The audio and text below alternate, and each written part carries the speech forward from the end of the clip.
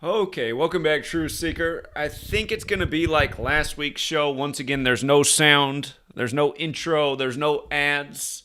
So it's good and bad. It makes it a little bit challenging to time when the commercial breaks are supposed to be there. But if they're also not playing on TFR, I guess it doesn't matter. The good news is we don't have any breaks, so we have a lot more show time, which means we can get in more calls.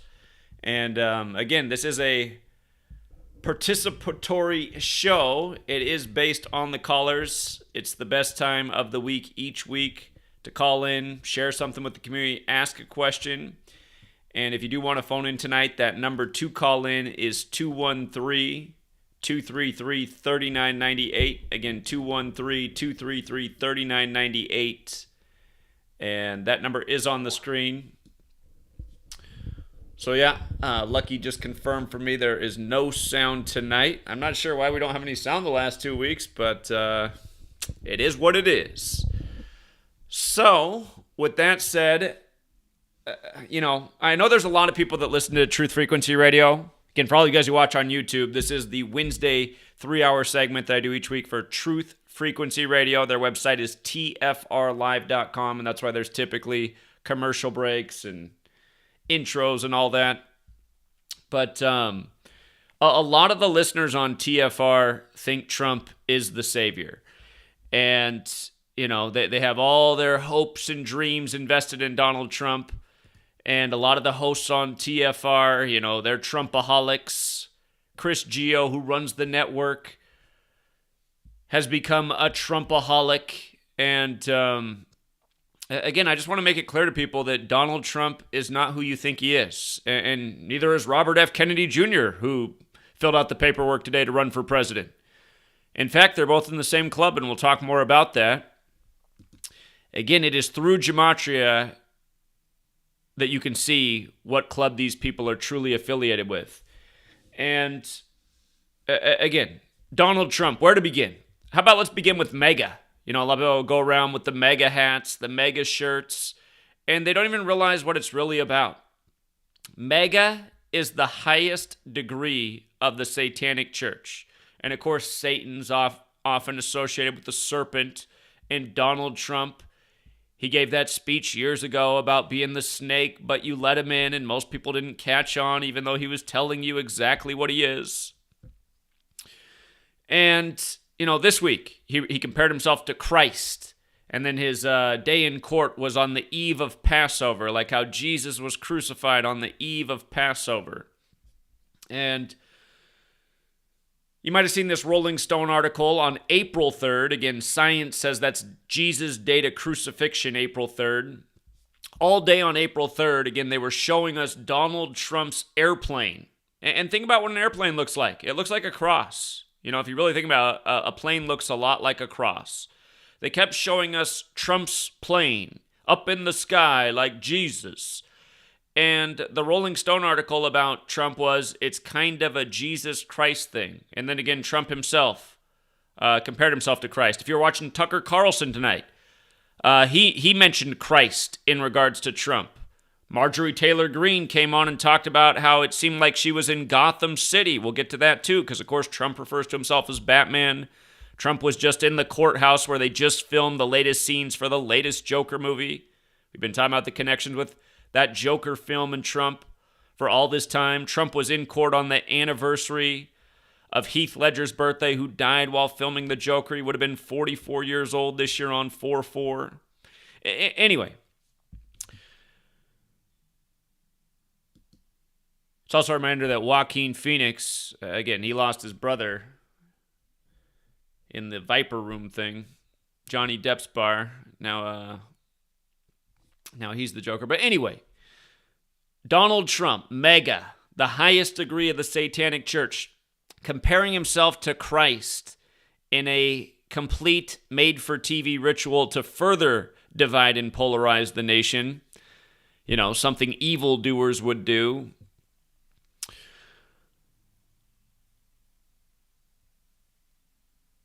So anyhow, again, on the eve of Passover, 34 charges. And again, you learn gematria, it starts to all make a lot more sense. In gematria, hush money equals 34, so does Stormy, as in Stormy Daniels.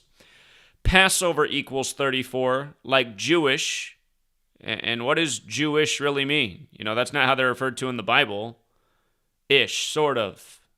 Bible closes out talking about those who claim to be Jews but are not, but are the synagogue of Satan, the highest degree of the satanic church. This ritual on Passover.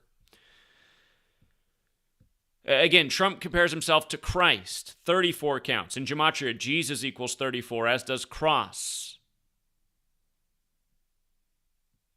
What are the odds? What are the odds that all those things equal 34 in light of the ritual?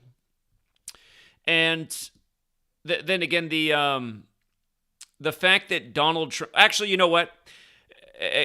Before he appeared in court, again, Monday, April 3rd, it was all about Trump and his plane and all the media channels tracking Trump's plane, pictures of his plane all day, on the runway, in the sky, landing, the big Trump plane. Again, a plane does look like a lot like a cross. It's got a long body, and then it's got two wings that stick out.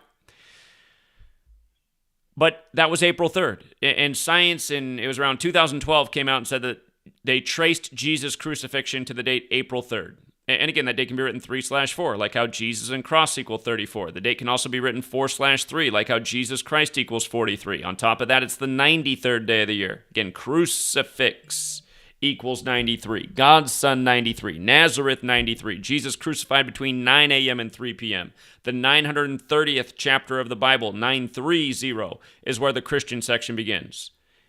In Sumerian gematria, Christianity equals 930. But anyhow, the ritual, the way they're setting it all up, so clear. And then, again, Donald Trump's been referring to himself as Batman since 2016, probably even before that, but at least since 2016. When Donald Trump was indicted, again, it was last week, March 30th, Thursday, the anniversary of the Reagan assassination attempt, where he was shot but didn't die, the shooting by John Hinckley, who was released from the mental ward, kind of like the Joker, when Trump was running for president.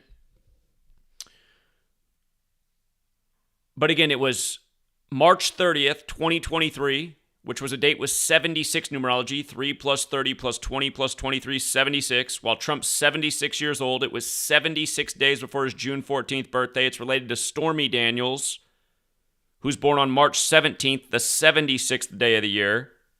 Kind of like this nation's birthday, 1776. But in gematria, Donald John Trump equals 76. So does Skull and Bones. Skull and Bones.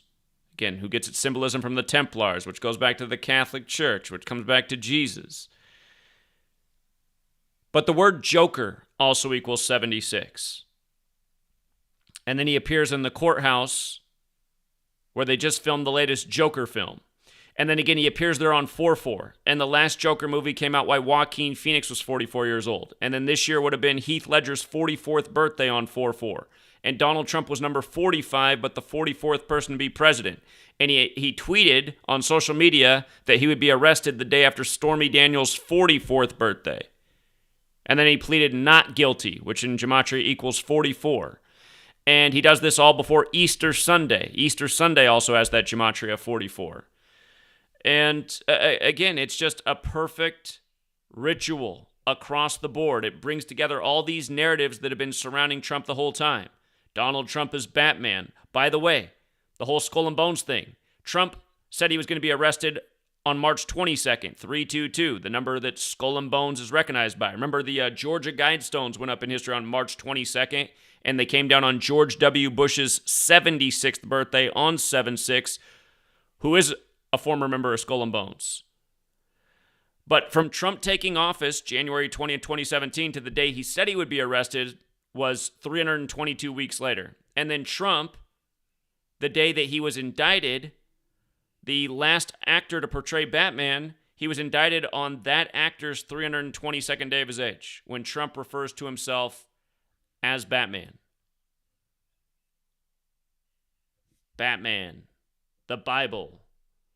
Where's the connection between Batman and Skull and Bones? Again, the 33rd TV episode. The 33rd TV episode of Batman, there's the dialogue about how Bruce Wayne's grandfather founded Skull and Bones. Look it up. It's easy to find on the internet. And for the record, Bruce Wayne in Gematria equals 45, like Donald Trump being number 45.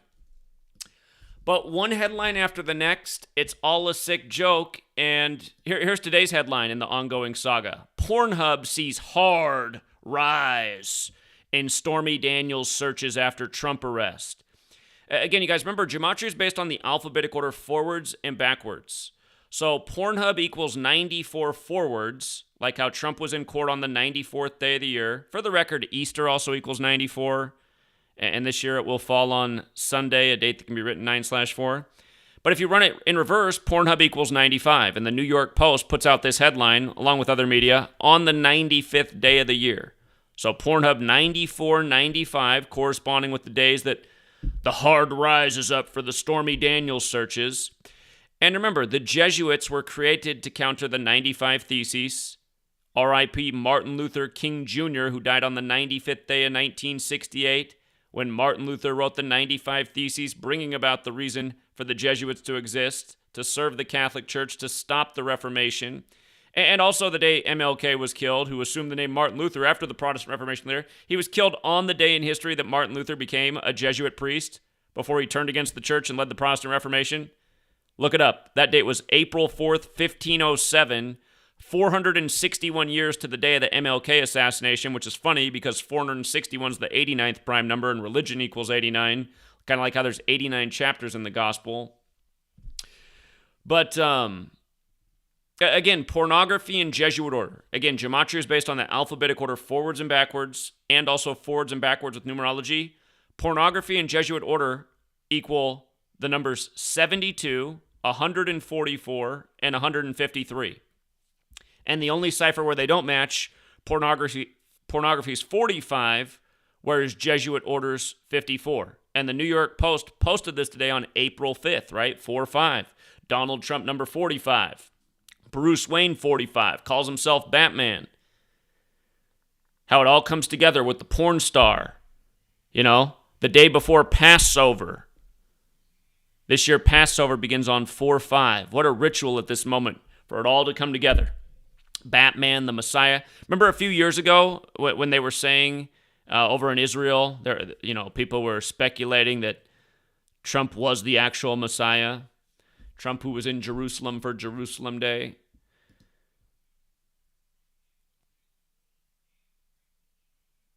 But yeah, it's not hard to see who's truly perverted this world and confused so many people's minds and manipulated so many people's minds. Again, it is this order, and it all goes back to the Catholic Church, which again is kind of the seed of where this nation came from. People trying to escape the tyranny of the Catholic Church, fleeing across the ocean, and it's not hard to see who followed right behind. But yes, Donald Trump is part of this order. And just to show you how persistent the patterns are, Robert F. Kennedy Jr., a different group of people. Well, there's probably people who like Trump and Robert F. Kennedy Jr., but again, there'll also be different groups of people, but they'll like him. They'll see these people as alternatives to the system or the voices of reason or the people that could save us.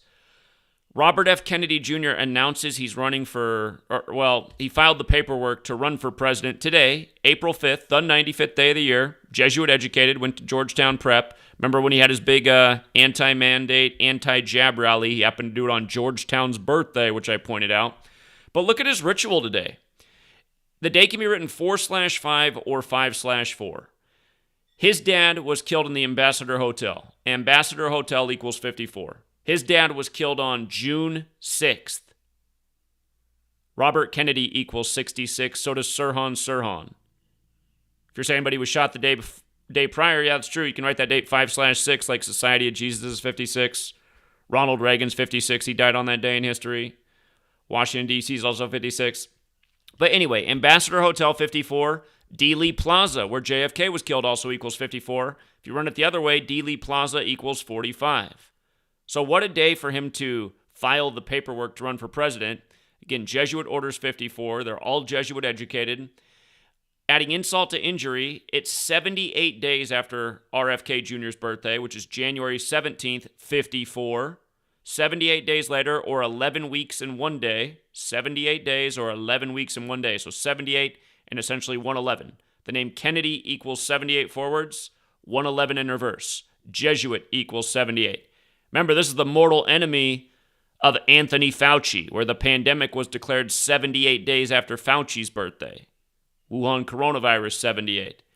Again, the Jesuit Klaus Schwab, who did the big simulation. For the record, RFK Jr.'s charity, Children's Health Defense, it also equals 111. You guys might recall when the Dead Kennedys drummer died last year. He died in a big 111 ritual, R.I.P. But that's not all. Here's the clincher. The leader of the Jesuits, Arturo Sosa, his birthday is November 12th. Today is 144 days after his birthday. Just taking it the most simple way. Jesuit order, 144. They said RFK died at 1:44 a.m. And again, JFK died 144 days from meeting with the Pope. So again, today's date syncs perfectly with the deaths of both of his relatives. One was president, the other was running for president.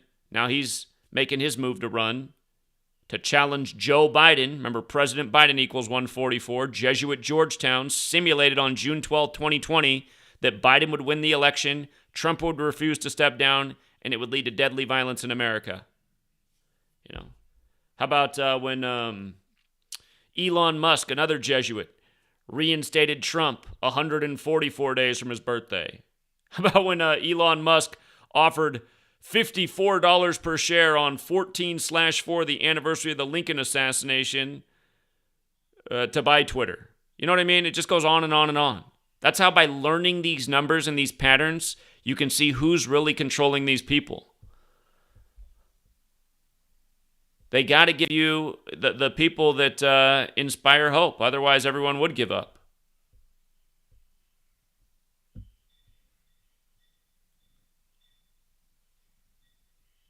It's too bad because RFK Jr. has written some good books and put out some good information. But again, at the end of the day, he's in the club. He'll only take you so far. That's why he would never dare cover the subject of Gematria, which exposes the whole game.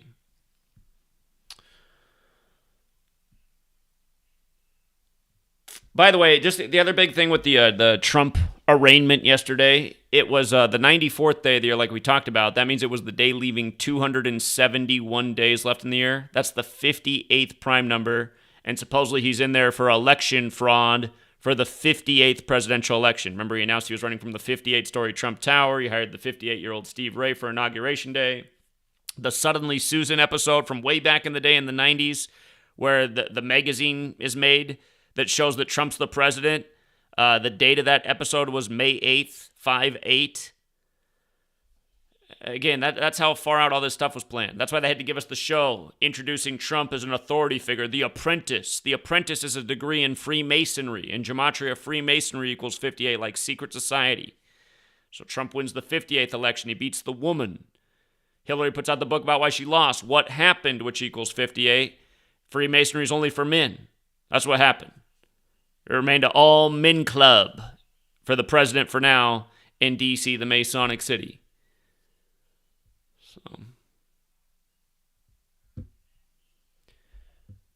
But yeah, people got to wake up. People got to stop putting their hope in these characters that are given to us to inspire hope, like Obama, number 44. Hope equals 44 forwards, 64 in reverse. Elected number 44, 44 years after the Civil Rights Act is 64. Barack Obama, 68, like MLK killed on 4/4 and 68. Barack Hussein Obama, 64, like civil rights, like the Civil Rights Act in 64. All of these invented characters to keep us playing the game, believing in the game. Oh, maybe things are finally going to change. That's what it's all about. And then your whole life passes by, and somehow things get worse all along the way, but they kept giving you these characters to make you think, okay, I'm going to put one more, I'm going to vote one more time. Oh, man, maybe I'll vote one more time. Maybe this candidate will, I mean, that's the American people. Nothing changes, it just gets worse. Revolution is what we need, you know? And people will say we need, what's their names? Judge Napolitano and Gerald Celente, they had a stream today, and they called for a nonviolent revolution.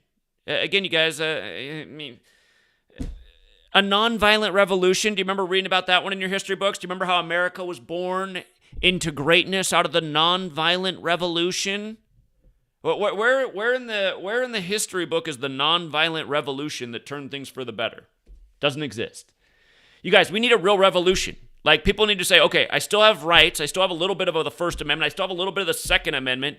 Maybe if we all converge on the evil tyrant capital and use our remaining rights, maybe we can actually overthrow this monster and not have to live under its tyranny anymore and pay taxes each year. Maybe we can live in a society where you actually get paid the full lump sum of your labor instead of a huge chunk going to the government each week.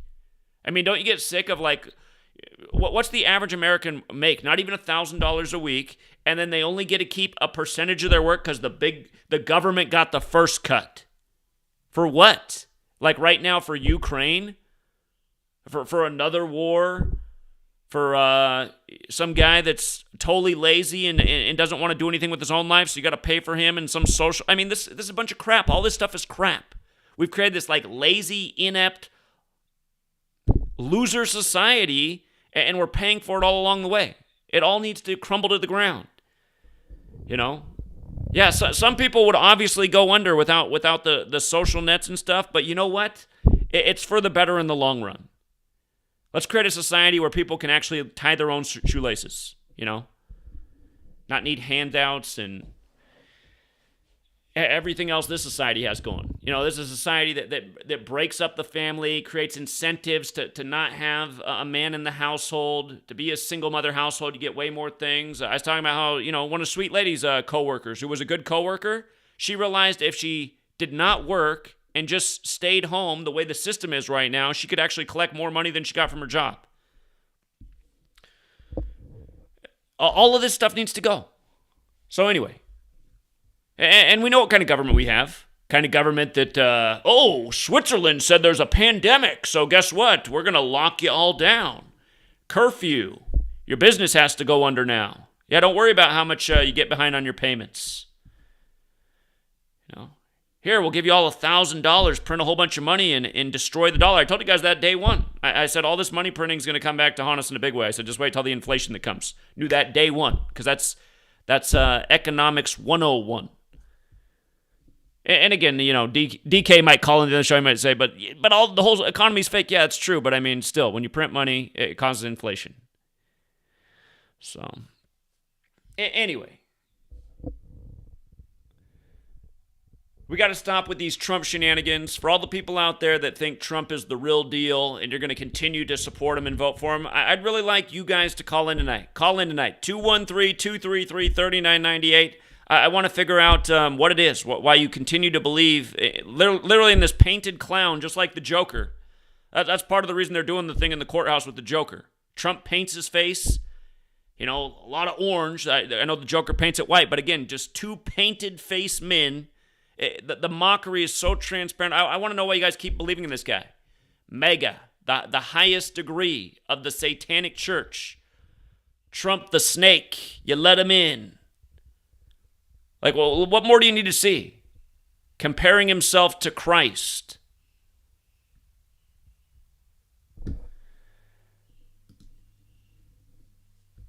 Okay, let's go out to the callers. Again, we don't have any commercials tonight, so we don't have to worry about the commercial breaks. We'll just take calls all the way through. If you want to phone in, 213-233-3998.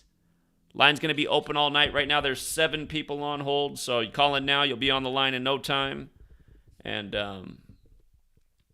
let me switch the audio setting right here so we can make sure the callers are coming through nice and clear. I think that should be good. Okay, New York, what's up? You're first. 347. Hey, what's up, Jack? How you doing, man? You can hear me? I can hear you. All right, I got a couple of points. I want to make. First, on the UConn thing, they had the biggest preseason odds to win the championship because it was unranked. It was 60-1 to win the championship. And the last time the odds were that big was in 2014 when UConn won the championship in 2014. I see. Yeah, again, you guys, just about, since you brought up the March Madness tournament, again, it was the 84th tournament. The championship was 84 days after the state of Connecticut's birthday. The coach became 8-4 in the tournament. In their opening game against Iona, they stopped the game and took down the net and put on a new net just in time for them to score the 84th points of the game, which to me was a sign, looks like this whole thing might be rigged for UConn because you take down the nets when you win it. And then again, all tournament, they kept showing the Hashim to beat ad, who's a former UConn player who grew up in Houston where the Final Four was, who played high school basketball there, who played for the Houston Rockets in the NBA there. Hashim to beat in Gematria equals 120. UConn outscored opponents by exactly 120 points, and this was UConn's 120th basketball season. Also, he wore the number 34, kind of like how the championship was on 3/4, and it was the day before Trump's big 34 thing. And again, that goes to Skull and Bones, which is also in Connecticut like UConn. But the last team that UConn beat to get to the championship was Miami. And Miami is the city associated with cocaine, and it was a Coke commercial for to beat all throughout the tournament. They played it right at the end, too.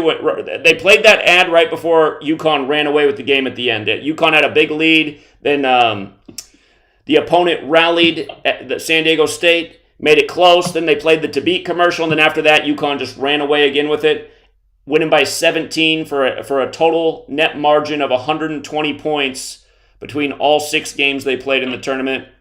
But again, Coke equals 34. All the seeds UConn beat to get there added up to 34. To beat number 34, literally a tribute to cocaine because, again, Miami, the last team they went through, the Coke City, and Coca-Cola used to put the coca plant in their product to create repeat business through addicting its customers. So, I mean, that's how big of a joke the tournament is, the Donald Trump thing. And again, you learn gematria, you just see right through all of this stuff with laser vision. Okay, one more thing about the UConn. Huskies equals 43 and Yale equals 43. Just a reminder. Aztecs equals 34, Huskies 43. The date can be written 3-4 or 4-3, the date of the championship. They beat the Aztecs. Okay, my next point. Yesterday was the 55th anniversary of Martin Luther King's assassination. I know you always talk about his speech before he died. You know where he had that speech at? Are you saying the last speech he gave or the one a year to the day, April 4th, 1967, Beyond Vietnam, A Time to Break Silence? Oh, that was a year before he died? He gave that speech? He gave the Beyond Vietnam speech a year to the day of his death. He gave the I've been to the mountaintop speech right before he died. But guess where he did that speech? It was in Memphis, right? He gave that speech, right? Well, that was his last speech was in Memphis. The one the year to the day of his death was at the Riverside Church in New York.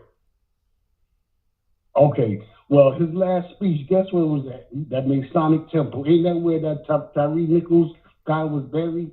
Had his funeral at? Tyree Nichols' funeral was at that Masonic Temple? Right, and Tyree Nichols is from Sacramento, and the basketball team there's the Kings, and yeah, and Tyree Nichols equals 58 like free.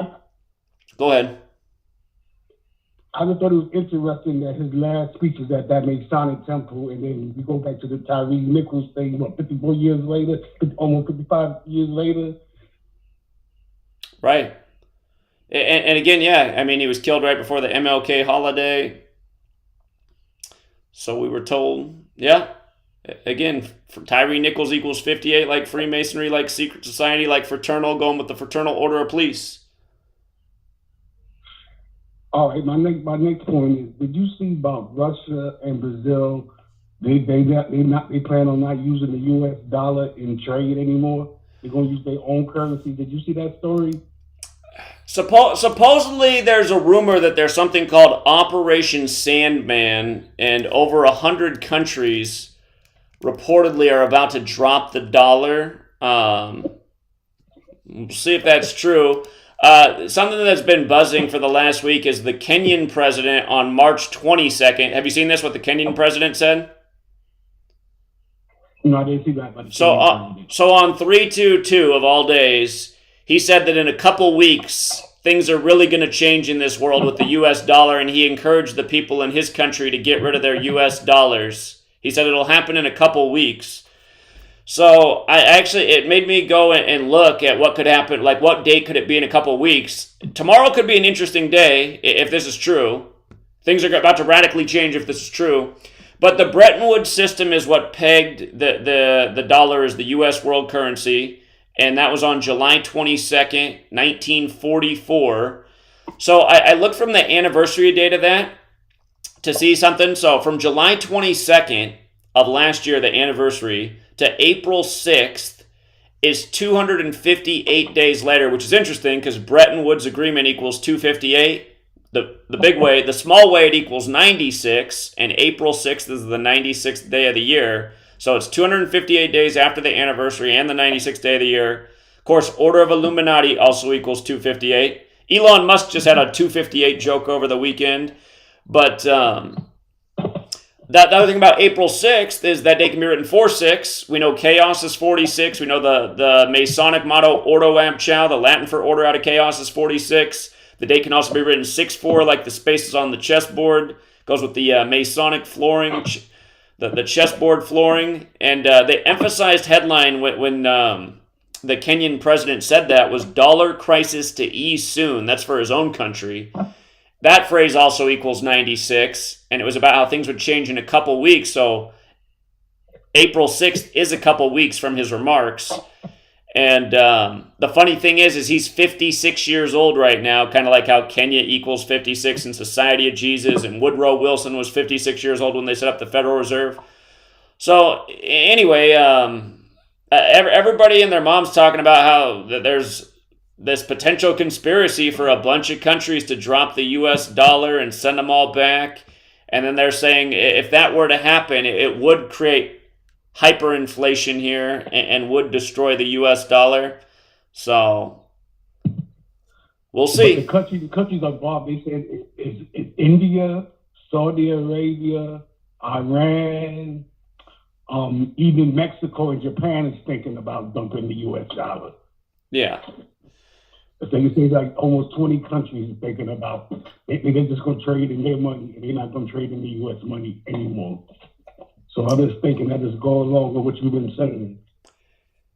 Yeah, and it's not really what I've just been pointing out what's been going on in the world. I mean, last year they had that financial summit, and I think it was in Dubai. It was somewhere in the Middle East. And again, the speaker who represented the U.S. said within the next 2 years there'll be a total conversion of the U.S. money, and it'll be an all digital system, and the people who are under that system will be open to a lot of abuse from the government and those who control it. So we're in that window. That's why I think they killed that CashApp. I think that's why they killed that CashApp dude today or yesterday. Whatever. Yeah. And what's annoying is you watch the news and they're talking about the CashApp guy like it's just he got killed by some random homeless guy in San Francisco. Now, I put out a video on this morning, but I actually missed something. I talked about how he was killed in his 44th year of life on 4/4, and we know kills 44 in execution. Caesar was stabbed to death in 44 BC, but what somebody caught is that he was also killed exactly 193 days after the anniversary of CashApp launching, and 193 is the 44th prime number. So this isn't some random murder. That's what I said too. I knew it wasn't no random murder. That was a hit. Yeah. You watch the news though. Go ahead. One more thing before I go. You talking about Trump talking about he was a Christ. He always said he also said he was Biggie and Tupac too. He said that? Yeah, he said he was Biggie and Tupac too. Wow. He's everybody, man. So he's everybody. Crazy. All right, that's it. I just wanted to make those points. All right. Appreciate it. Thank you. Okay. All right. You have a good night. All right, you do. All right. Let's go out to Austin, Texas. What's up, man? What's up, Zach? Man, that was a good call. That guy's always good. Indeed. We know how horrible things are, and they're only going to get uglier. And really kind of burst my bubble when I heard you say that RFK Jr. is in bed with the kikes. And, I mean, I like him. I know he's attacked the devil, the gargoyle Fauci, and his book is great and all that. But yeah, he had to burst my bubble. I didn't know that, but I love listening to you. And yeah, who do we got to save us? Ourselves, right? We can only save ourselves. We need to surround every capital in the whole goddamn motherfucking goddamn country, and not let them out, and stay there and camp out, and take our guns with us. Yeah. This will never fix it unless we goddamn fix it, and we won't, because Americans are pussy whipped. Yeah. Take your fluoride. Take your fluoride. Yeah. Again, I always say revolution or bust, but sadly, I don't think there's a lot of people that are up for it. So I think still people are too comfortable. No, we can't just do this. We can do it in a way that, I was taught as a kid, we are the government. Well, I realized, even after they gave me a goddamn shot, a pill of fluoride in the gymnasium at our elementary school. Yeah, no shit, right? Lined us up like nice little Nazis. No. We were taught the Constitution. We were taught that we are the government, and look what it's come to. And I get so mad. I have to take Xanax to try to calm me down, and smoke fucking weed, which hey, whatever. You might want to find some healthier habits. Don't take pharmaceuticals, but yeah, I mean, I understand your frustration. I right now the Xanax I need. Believe me, you know what? Fuck it. They help calm me down. I know too much, and I don't see any. I'm not very optimistic of the future of the world. It's the numbers. Your Gematria computerized numbers prove it. It's a matrix of numbers, and you've exposed it. And so what are we gonna do? I'm just gonna have a good fucking time trying to goddamn watch it all fall apart, because I'm too goddamn old to do anything about it. I've done everything I could over the years, and I've done a lot with my voice, and woke up a hell of a lot of people. But I like listening to you. You're great. You keep rocking and going, brother. All right, man. Well, hang in there and try to get off the Xanax if you can. Shouldn't support big pharma. I get it for free. And only a couple a day. It's all good. Okay. All right. Well, you have a good night. Appreciate you weighing in as always. Thank you. All right, bro. All right, take care. By the way, I think he said kites. If anyone heard that differently, I'm pretty sure he just said kites. Hey, and you know what? Here's his brother in Michigan. What's going on, Michigan? Yeah, he always loved flying kites. Yeah, I'm pretty sure that's what I heard. I'm the only Zach. I'm the youngest boy of three, and got a younger sister, and I'm the only one that's natural out of all of them. And mom and dad died young, and the medical mafia killed them both, and they're killing my siblings. And I've talked to my brother about that goddamn Xanax. And, guess what? He told you.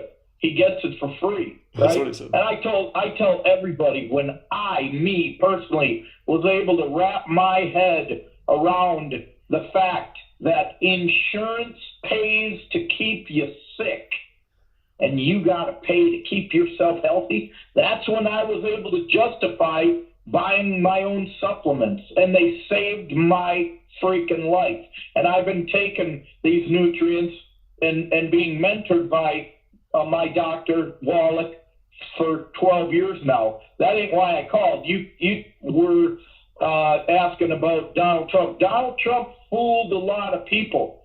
Everybody wants a savior, right? You know that. Even you, Zachary, said you would rather vote for Trump in that last election than Biden, and you knew that we were going to be getting some shit on a stick if that son of a bitch stole that election, and he did. I didn't vote for Trump in that first election. I told everybody how I didn't trust that man. I never trusted that man. I don't know him, but when I saw of him on the television, those stupid shows he did, I didn't like that guy. And I heard about the Wailing Wall and and his freaking son-in-law and come on, all his kids are married or dating Jews. I mean, what the hell? He's their savior. And Sheldon Adelson bailed him out, right, in his bankruptcy. So who's he beholden to? But I think that Donald Trump is part of a different faction than the Jew world order. There's two Jew world orders, I think. I don't know exactly who they are, but I do know that he's not in the same camp as Biden. That's the Obama. He's running the show there. That's who this Jew world order is being run by right now, is Obama. And anyway, no, I'm part of an assembly. They all fell for Trump. I didn't. And I talked about, you can't talk to these people. But I like what you say. I learned a lot from you about that, about that backstabbing Jew. When I heard him at a rally here a couple years ago, Donald Trump at a rally, when he said, yeah, you guys got to take the jab. I took the jab. It's good. And everybody started hissing and booing. And he said, oh, yeah, you got those freedoms. You got those freedoms.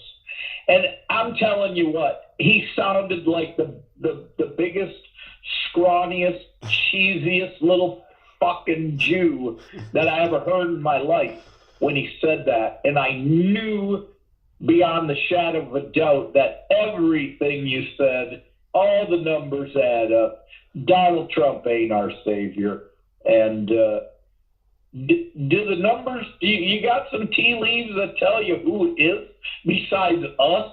We the people. My brother made a great statement about surrounding them capitals. What we need are guillotines and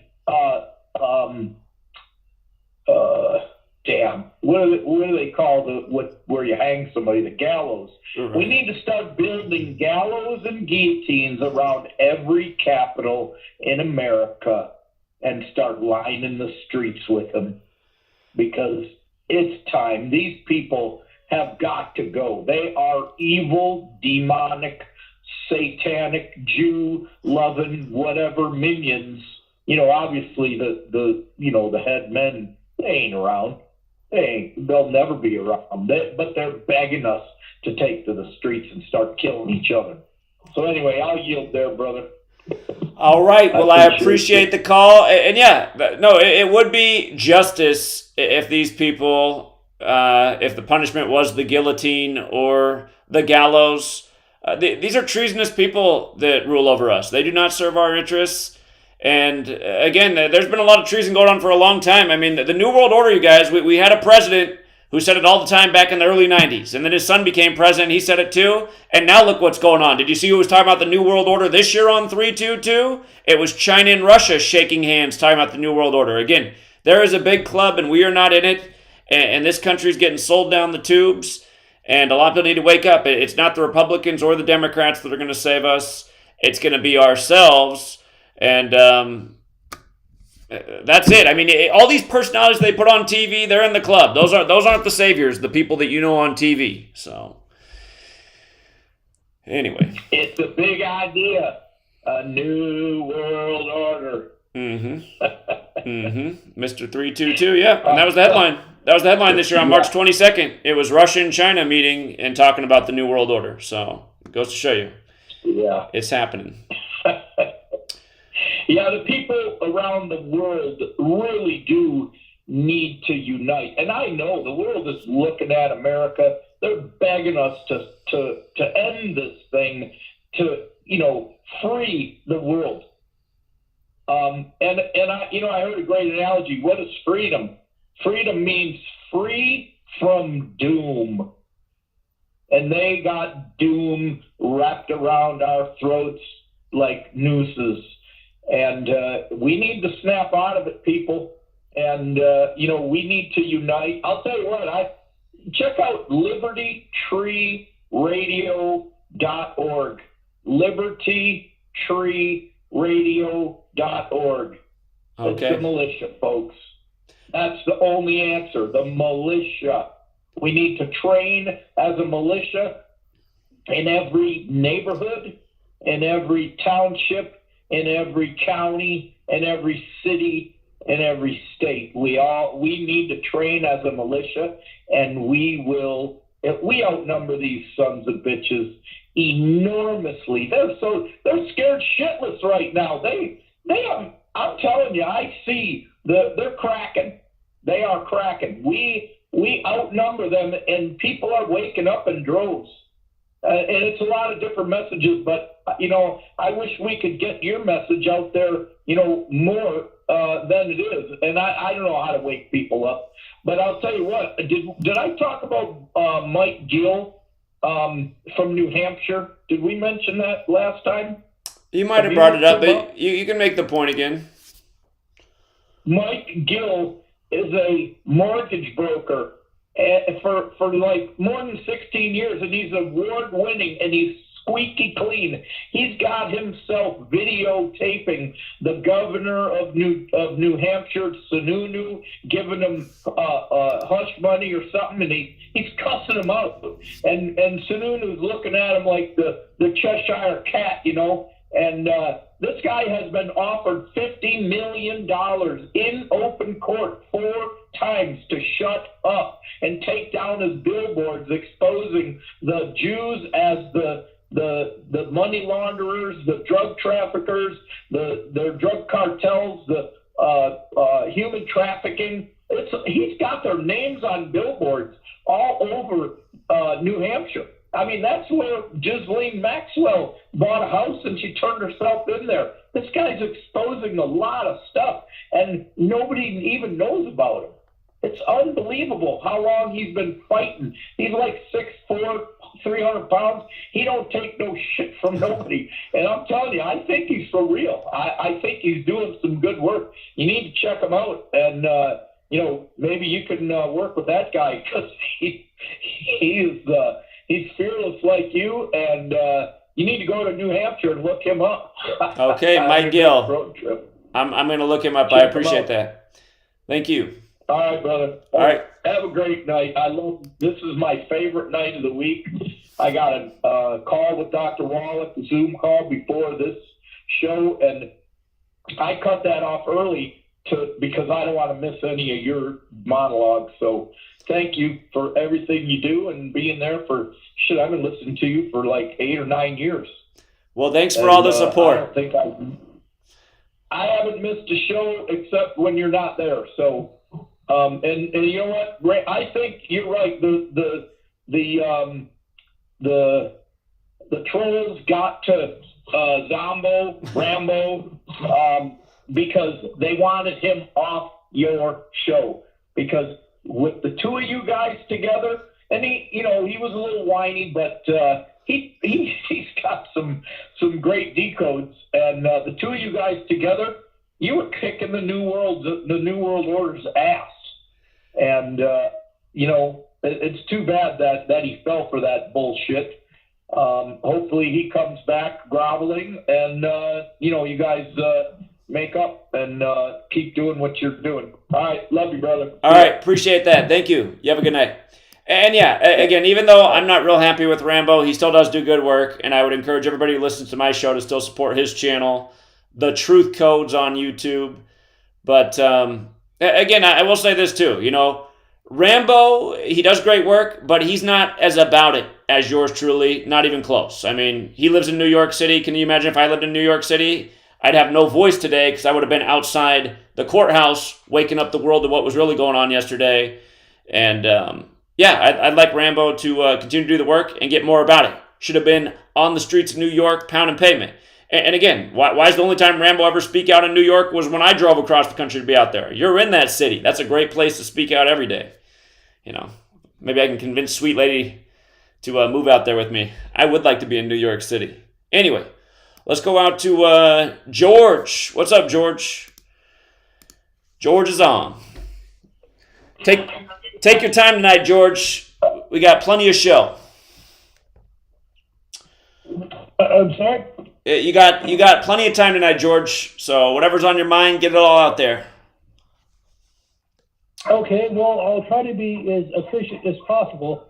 I have a couple of observations. I know you talked about this the other day, or over the weekend, regarding one of the so-called heroes of Nashville. Rex Engelbert. You mentioned that he went to Loyola Academy in Chicago. Oh yeah, Rex Engelbert, the hero from Nashville, right? Yes. Well, I looked at who actually worked at this school. And one of the kindergarten teachers is Christina Zimmerman. And she got her master's degree from Regis University in Denver, Colorado. Just outside of Denver, Colorado. Wow. Quick question for you. Over the weekend, I saw John Wick 4, and I enjoyed it. It was completely cartoonish. I didn't care. I just wanted to see something. And however, you want to talk about predictive programming. Lance Reddick, the black dude with who was bald, his character was killed in the movie. Oh, and then just like how he died the week before its premiere, I see.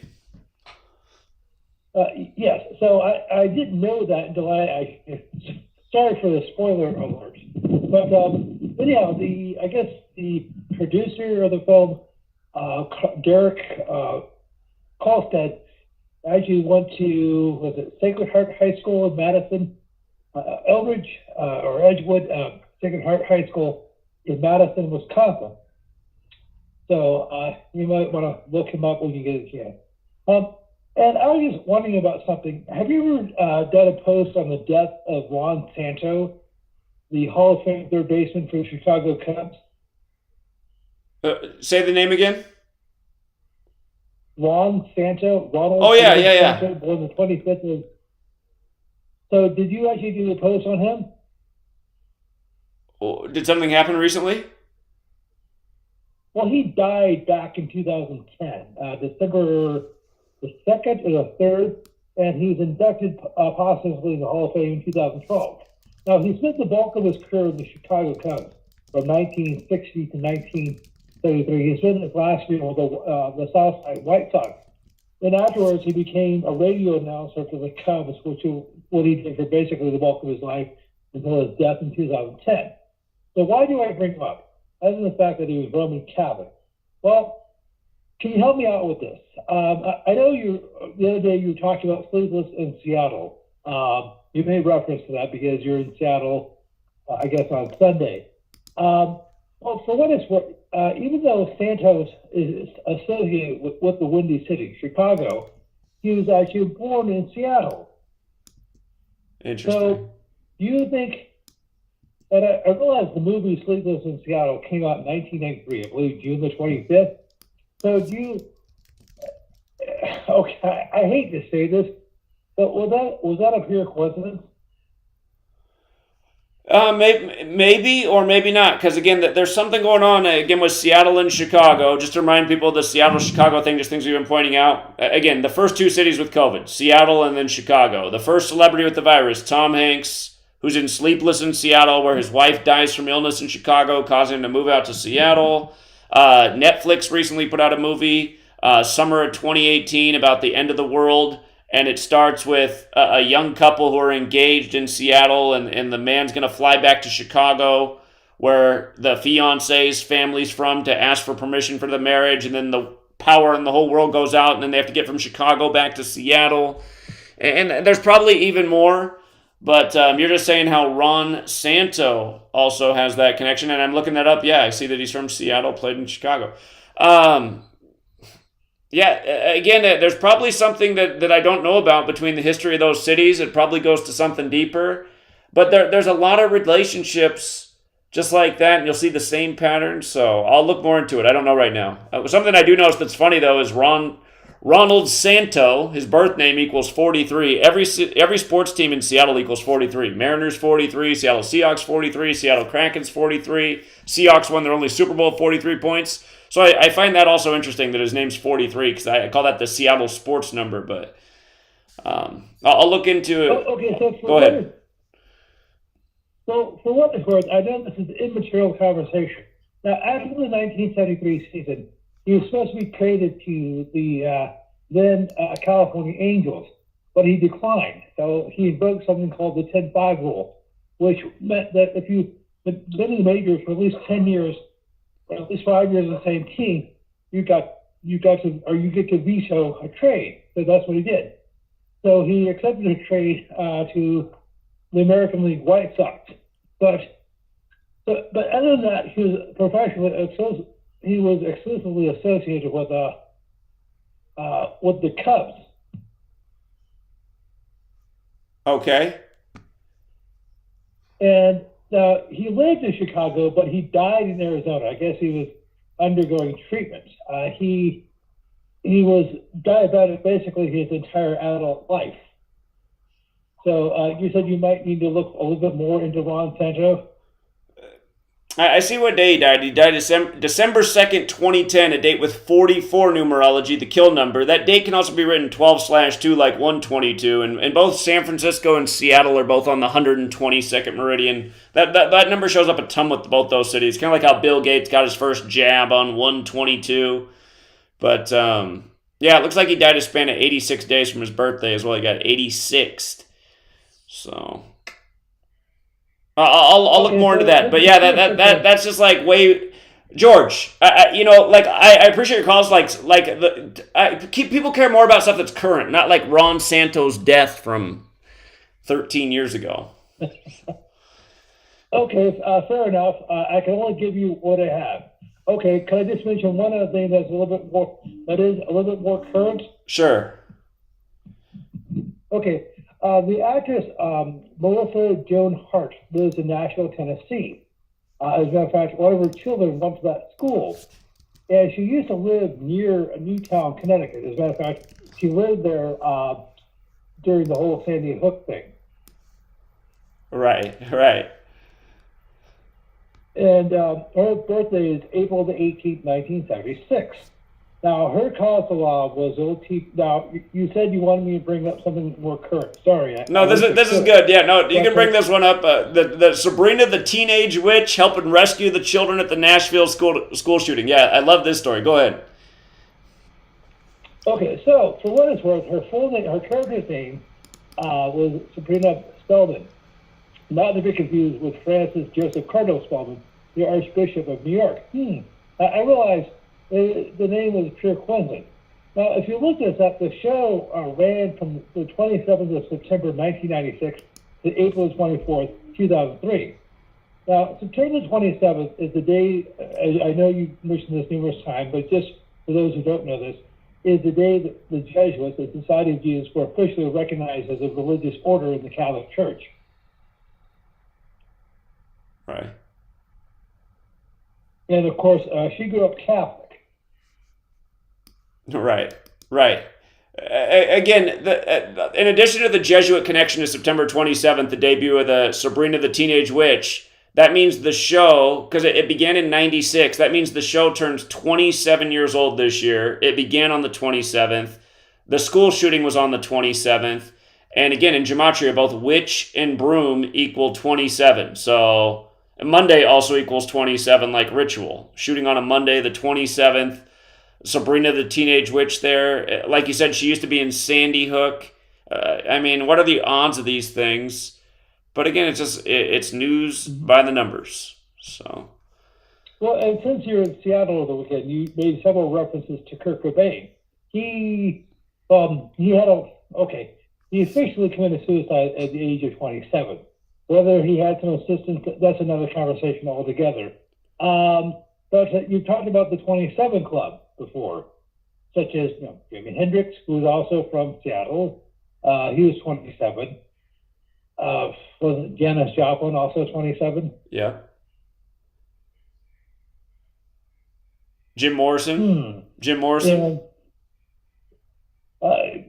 Yes, of the Doors. So, so is your critique that I bring up stuff that's a little bit more current? Well, today is the anniversary of Kurt Cobain's death, and it's also the anniversary of Lane Staley's death, who are both rock stars in Seattle bands, Nirvana and Alice in Chains. And again, I'll remind people that Kurt Cobain, he died 44 days after his own birthday. That's the kill number. Just like how yesterday the executive got stabbed to death in San Francisco in a big 44 ritual in his 44th year of life. But again, Seattle, he died at 94. In Gematria, Seattle, Washington equals 94. He died 94 days after Bill and Melinda Gates' marriage. Bill's mother would end up dying that year in 94. His father recently died at age 94 in 2020.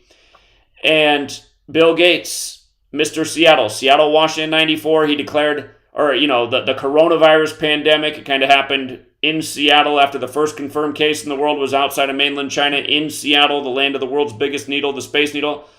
But coronavirus pandemic equals 94. Decade of vaccines equals 94. Bill Gates declared the decade of vaccines on his 94th day of his age, a decade before COVID. And then again, while it was going on, his dad dies at 94. But the other thing about, because for people who don't know, Bill Gates was not a celebrity until after Kurt Cobain died. Kurt Cobain was the most famous guy connected to Seattle. He dies in 94. Then Bill Gates emerges as a big celebrity that year. That's the year he did his Playboy interview. And if you don't know about Bill Gates' Playboy interview, you should go back and look at that because he pretty much foretold the future. And I wonder how he knew. But again, the other thing is the day Kurt Cobain died was 206 days before Bill Gates' birthday, and that's the Seattle area code, 206. Plus in Jewish gematria, sacrifice is 206, and that's probably also why Lane Staley died on the same day, because again, it was 206 days before Bill Gates' birthday. We know how often when these celebrities die prematurely, it's connected to like a larger fish in the world of celebrity, and Bill Gates, well, you got Jeff Bezos now in Seattle, who established his company in 94. And then the funny thing about 94 as well is the word alien equals 94. The first official UFO sighting was in Seattle near Mount Rainier, and that was in 1947. And Seattle was on the 47th parallel. And then shortly after the Rainier UFO sighting, that's when Roswell happened in the 47th state, New Mexico. So both Bill Gates and Jeff Bezos started their companies in New Mexico, the land of aliens, and then moved it up to the 47th parallel, the land of the Space Needle. And so again, I think that's also part of the reason they have a UFO on the Space Needle, because it's got the 94 connection, that city. So, and you know what, just to take it a step further, just to say one more thing about that, George, everyone who watched that Walking Dead show, the creator of that show never said what caused the zombie apocalypse until he finally admitted it at the start of the COVID pandemic, and he came out and said it was caused by space spore, which is, I guess, some reference to like something that happened in maybe Night of the Living Dead or some other zombie thing from the past. I'm not up on all my zombie stuff, but I just remember that detail because I said, space spore. So that kind of goes with Seattle and the Space Needle and Bezos and Gates, and Jeff Bezos literally looks like he's from another planet.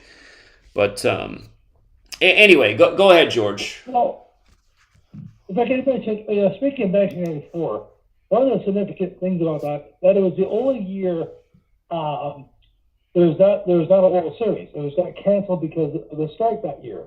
There have been other strike years like 1995, 1981, but that was the only year that there was not a World Series. Yeah, you're right. And I'm sure there has to be some significance to that. I'll go back and look more into that. I actually haven't researched that whole thing, but I'm sure there was a great ritual with it. I'll go back and look. Well, I mean, I believe the baseball season that year ended on August the 12th. Is that what it says? Okay. It's funny. Google's making it confusing. On one spot it says August 11th, another spot it says August the 12th. I'll go back and research that. Okay, well, both days can be true because some teams. Okay, so it was around that. So what is that? So what is that? The significance of that date mean to you? The 12th or the 11th? August 12th is the 224th day of the year. If you write out the Society of Jesus, it equals 224. The divisors of 224 are connected. The divisors of 84 add up to 224. 84 is the number of this nation, United States of America 84, the Jesuit Order 84, the Catholic Church 84, Jesuit 84, America's pastime. I'll have to look into it more. I'm sure there was something greater to it. And of course, the year before, the whole grunge music scene got started with Kurt Cobain and their other band. But I guess they decided to pull the plug on him so early. Well, the grunge scene had already started before 94. It's like the whole 90s. Well, okay, 92, 93. Yeah. So I'm just going from memory here.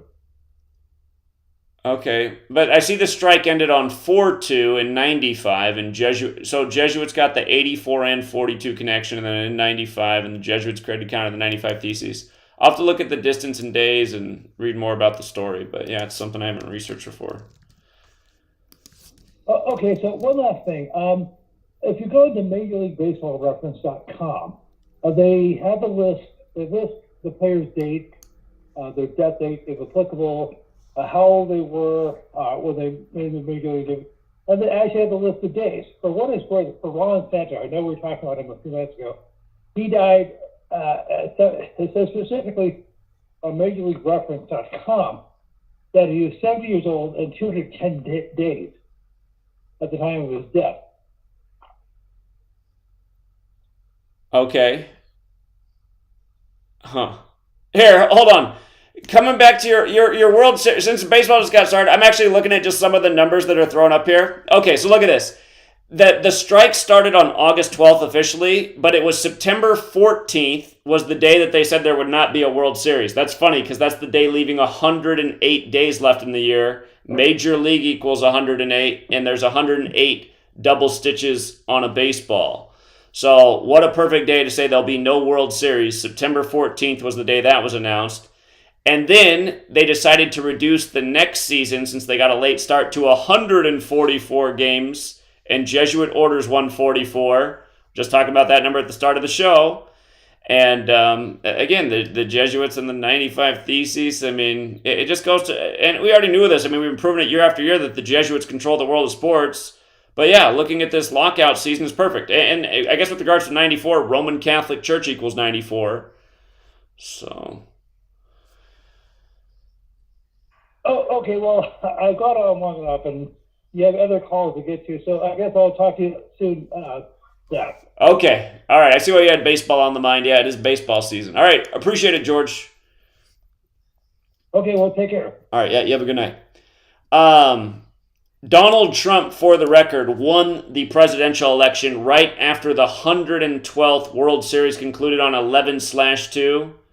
And again, the name Donald has that gematria of 112. And then for his administration, he took the woman that was connected to the Cubs franchise. And the Cubs had won that World Series, breaking the 108-year drought. When, again, Major League is 108. And there's 108 double stitches on a baseball. And I suppose Berlin Wall equals 108. They called him president-elect on the anniversary of the fall of the Berlin Wall. That could have factored in. But yeah, Donald Trump was connected a little bit to that World Series as well. What's up, 772? Hey, Zach. I guess I don't really have too much today, but I was looking up the Batman Tower and the Gematria, and I found out that in Nashville, apparently there's an AT&T building that's called the Bat. We talked about that. That was the Christmas Day bombing in Nashville. It was all connected to Batman and the new comic book movie that was out. Go back and see if I can find the post. But Oh, okay. Yeah, I noticed that the building it was completed in 1994, and it also cost $94 million to build. It's a 33-story skyscraper. Um, the name is 119 and 47. Its address is 333 Commerce Street. But I noticed that Batman Tower was 66, and so is Christ-like that they were saying Trump is. But yeah, that's pretty much all I had. I didn't really have too much.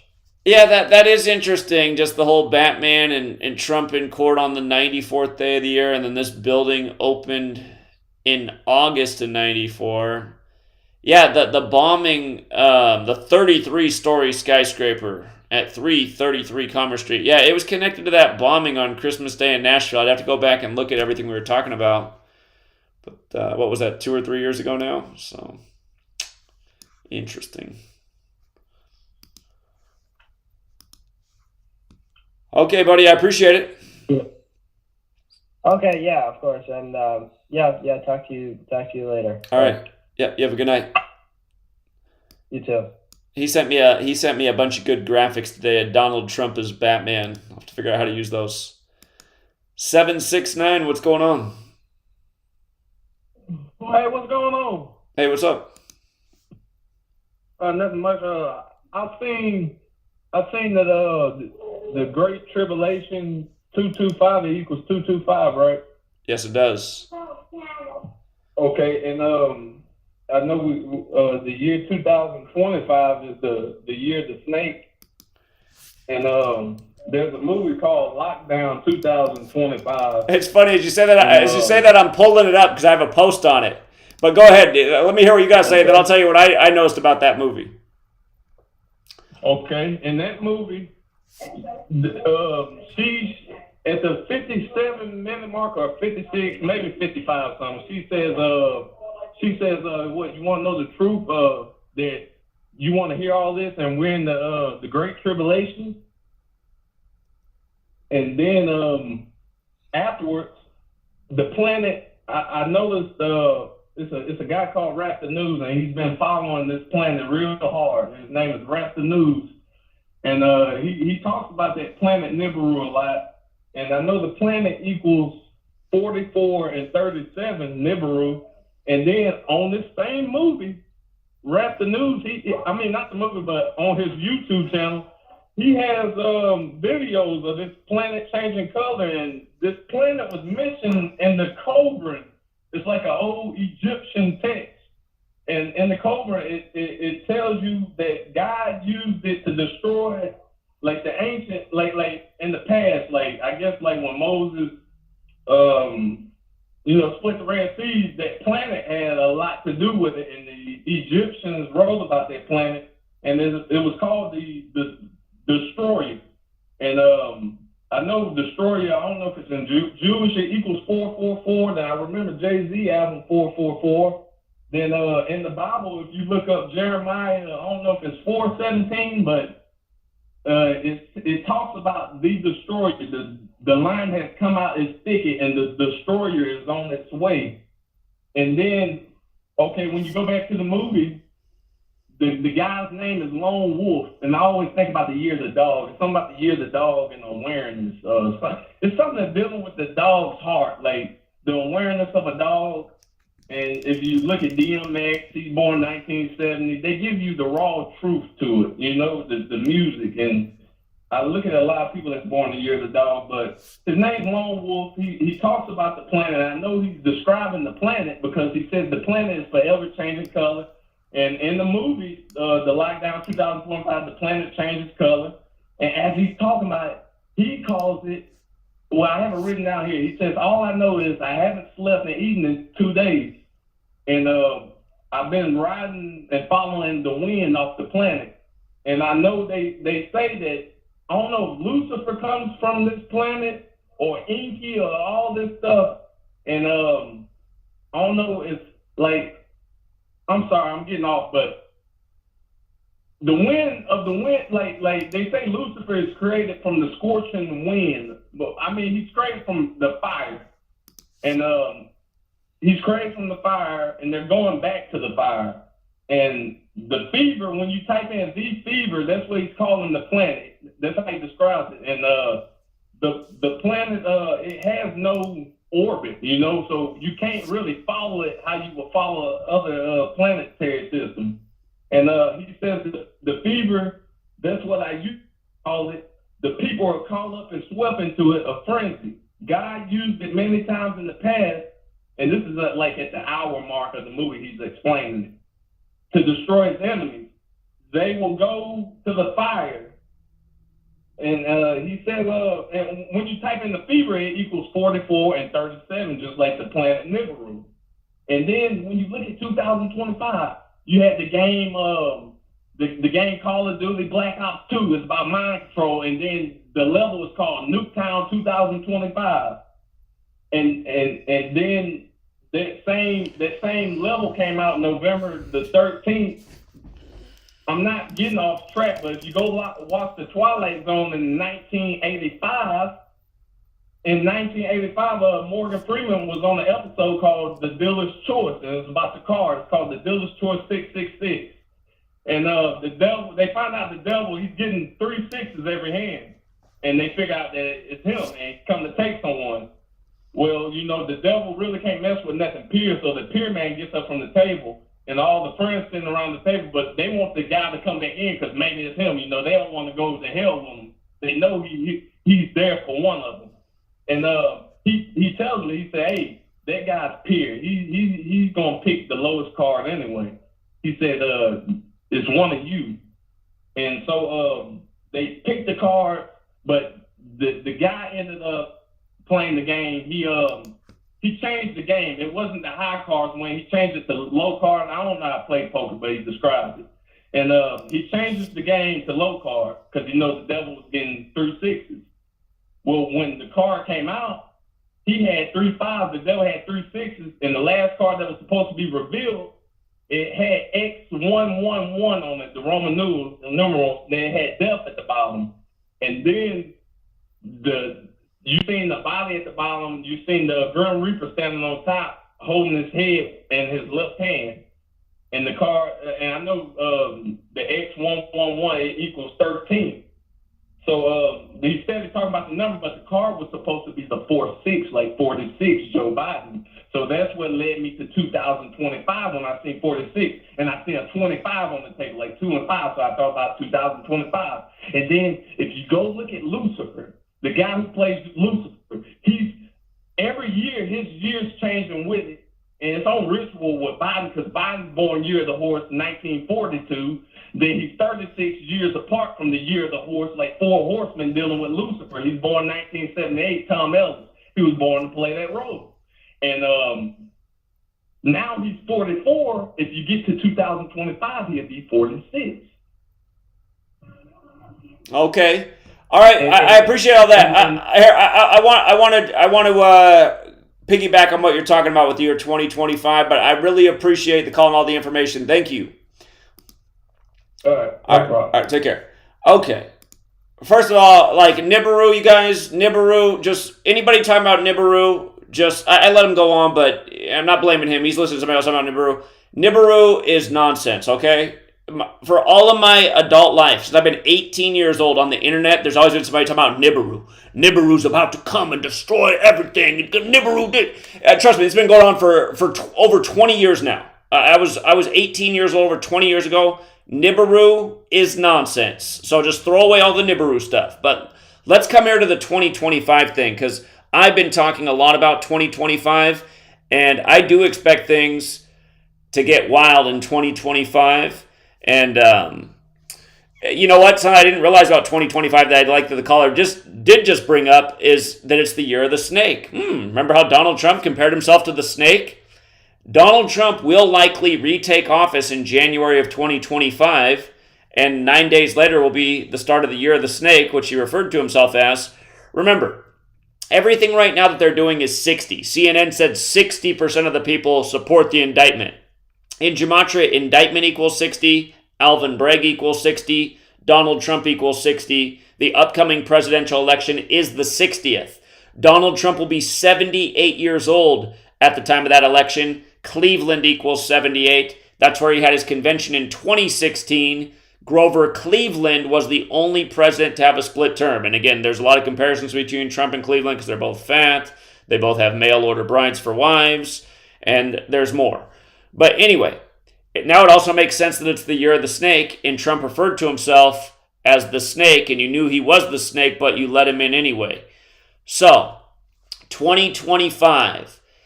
Back when Trump was still in office, we'll come to this movie Lockdown 2025. But I got to set it up this way. We have to go back to George Floyd. So, let me see. Is this the right post? This is the post I think I want right here. George Floyd. I think I have it here. Okay. George Floyd was reportedly killed on his 225th day of his age. And then Derek Chauvin got 22 and a half years in prison. And the day after the George Floyd news broke, the Minnesota Catholic Diocese settled for $22.5 million for the sexual abuse of children. So there was all this 225 stuff going on. And it was going on in a predominantly Catholic area, Twin Cities, St. Paul, Minnesota. Again, it's on Interstate 94. Roman Catholic Church equals 94. The Big Way Roman Catholic Church equals 320. George Floyd was pulled out of a Mercedes-Benz ML 320 and killed in front of police cruiser 320. And remember, the reason 320 is significant to the Catholic Church is because Jesus' birthday has been celebrated by the Catholic Church on Christmas Day since the year 320 AD, which is 46 years after the Catholic Church began celebrating the Son's birthday on Christmas Day. 46 years later, Catholic 46 books in the Catholic Old Testament. George Floyd, 46 years old. Okay, so anyhow, huge 225 ritual with George Floyd. And then the number 225 has this connection with 93 because the Trinitarian formula is when you say in the name of the Father, the Son, and the Holy Spirit, which equals 225. And then the name of it, Trinitarian formula, equals 93, like Minneapolis, Minnesota, which is on the 93rd meridian, right? So I was talking about this relationship with 93 and 225 and why George Floyd was killed on his 225th day of his age on the 93rd meridian, right? And then this movie comes out way after. Let's see when I posted this. So I found this movie March 1st, 2022, last spring. So this is almost 2 years after the George Floyd death. Amazon adds this to their streaming service, right? Lockdown 2025. And what it's about is a family's at the dinner table, right? They're at the dinner table. And the dad, he's excited because I think it's like Sunday night and they're about to put up the lotto numbers and he's really feeling that he's going to win the lottery tonight. He's just waiting for that lottery so he doesn't have to go back to his slave job again. But then instead of them doing the lotto numbers, this alert comes over the TV that nobody's safe, stay in your home, it's a lockdown, do not go outside. And I forget the dialogue, but I think like his daughter's there and she's dating like a Hispanic guy and he doesn't like that because he's a different race. So there's some racism stuff going on. And the next thing you know, people are screaming outside and shooting at each other and yelling out racist things. So there's like this race element going on as the world's going into chaos. And remember what happened after George Floyd, right? It was all this racial tension. Tear down all the racist landmarks, etc., right? All these supposed race riots and Black Lives Matter protests. So anyhow, what's wild is like he was saying in the movie, in this Lockdown 2025, they start talking about the Great Tribulation, which again has the 225 connection. And if I didn't say that already, the Great Tribulation equals 225, kind of like the year 2025. And remember, before I saw this on Netflix, the SPARS pandemic had happened, which is set for 2025. The movie They Live with all of its Jesuit connections. In the same way George Floyd was killed in a big 201 ritual, They Live came out 201 days after Roddy Piper's birthday. Again, another huge number with the Jesuits. Pope Francis the first to live in Suite 201 at the Vatican. Event 201, the pandemic simulation, etc., etc. But in this movie, you see a countdown going on behind him on the screen. This black behind him with the red letters, that's the TV just counting down. And it's showing this countdown. And that they stop showing the countdown when it gets to 9:03. It cuts. You don't see it go to 9:02. It shows you a countdown through a lot of seconds, but then when it gets to 9:03, that's the last you see. And the film's also 93 minutes long. But again, we're seeing how all of these pieces of the puzzle are coming together right now. You know, how the whole economy can fall apart, how a massive war can be started. All this racial tension, all this divisiveness they've created in the country, from Donald Trump to the LGBTQ movement, just everything they're doing right now. And what ends up happening is this movie's set in Los Angeles. It starts raining fire from the sky, which is biblical. The Great Tribulation's the destructive period in Revelation. In Revelation, it rains fire from the sky. The angels of heaven fight the war. This is in LA, the city of angels. So, again, you can just see how perfect all of these narratives are. Okay? And just how it's all coming together. And also, the George Floyd thing was in Minneapolis. Minneapolis has the connection to LA through the Lakers, right? Remember, I was talking about that when the George Floyd news broke, one of the shots they kept showing was the woman in the Lakers jacket out there protesting. And the Lakers went on to win the finals that year, and it was after Kobe's death. But yeah, the director of that film, Michael Sean Hall, 84, like the Jesuit order, like the Catholic Church, like United States of America, like Jesuit. And I was also pointing out how in that film, it'll be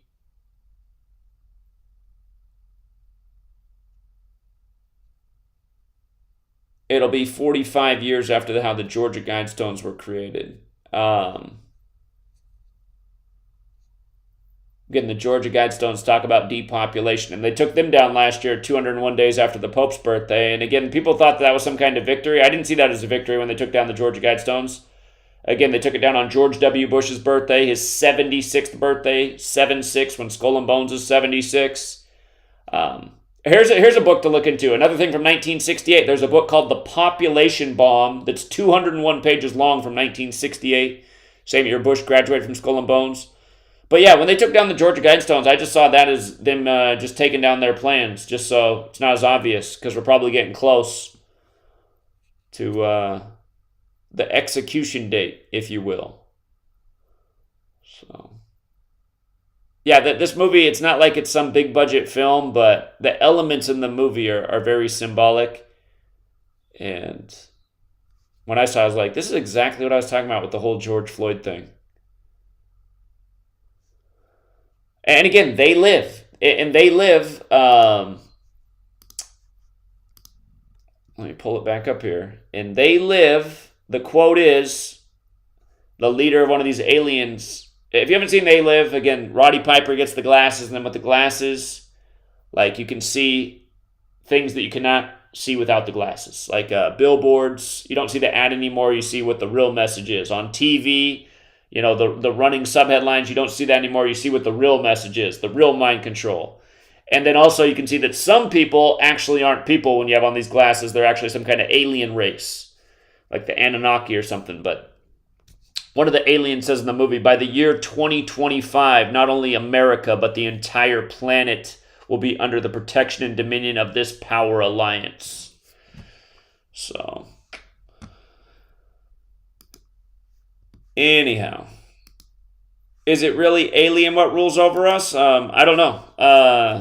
By the way, 99.5 FM, shout out to Jeff. He's got a show on that network. He interviewed me this past week, and he was asking me off the air if I think it's human what's doing the thing I talk about. And again, I don't know the answer to that question. I don't know if it is human. Could be. But could it be something like the Anunnaki? That wouldn't surprise me either. Wouldn't surprise me either. So I don't know the answer to that, but I'm always interested on what people think. Is it humans that are doing this to us, or is it something else? Yeah, exactly. Cable 54 and They Live. Jesuit Order 54, right where we started. Okay, let's go out to the next caller, Phoenix 602. You're on.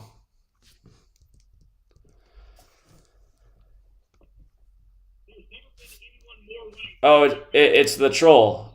Yeah, thanks for playing the clip of me saying there's never been anyone more right. It's true. Keep listening to it. Might finally sink in. All right, what's up, 816? 816? Hey, how's it going? It's going all right. Hey, another thing that equals 76, and I sent you a super chat about it, is Warner Brothers. Okay, Warner Brothers. Yeah, I remember. Just bringing that up. The other caller brought up the point about the Batman Tower. I remember the Warner Brothers had a lot to do with that explosion in Nashville for Christmas. Okay. Yeah, that ties in because Warner Brothers does the Batman movies, and yesterday was their 100th anniversary during the Trump trial. Oh, that was on the day of their anniversary. Wow. And then I don't know if you've ever watched the Gremlins too, but they got a character called Daniel Clamp, and he's a parody of Donald Trump, which is also a Warner Brothers movie. Wow.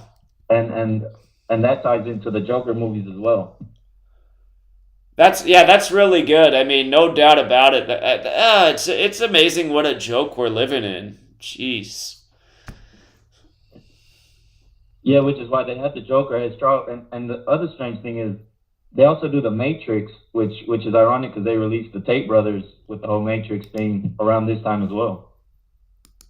Yeah. Andrew Tate's getting out by the numbers in the Matrix ritual. And you said Warner Brothers did Matrix as well? Yeah. and then I was reading an article about Kurt Cobain.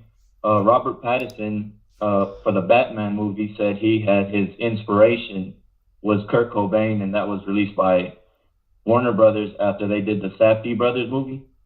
Huh. And then Kurt Cobain died in a big 44 ritual. Wow. Okay. Yeah, and Warner Brothers also equals 86, like the High of Providence. You know, here, just to bring up the Kurt Cobain thing, last year what everybody was talking about around this time was the Will Smith, Chris Rock slap. And remember, that was the 94th Oscars, and who had just died at age 94 was Sidney Poitier, the first black actor to win Best Actor, and he won it for Lilies of the Field, where he saves Catholic nuns in Arizona, and the film runs 94 minutes. And there's that scene where he's next to the tractor with the 42 on it, reminding they've always been doing the number stuff. But again, that whole film was about 94. I predicted that he would die at age 94 before he did, and because of those things. And then Will Smith wins Best Actor at the 94th.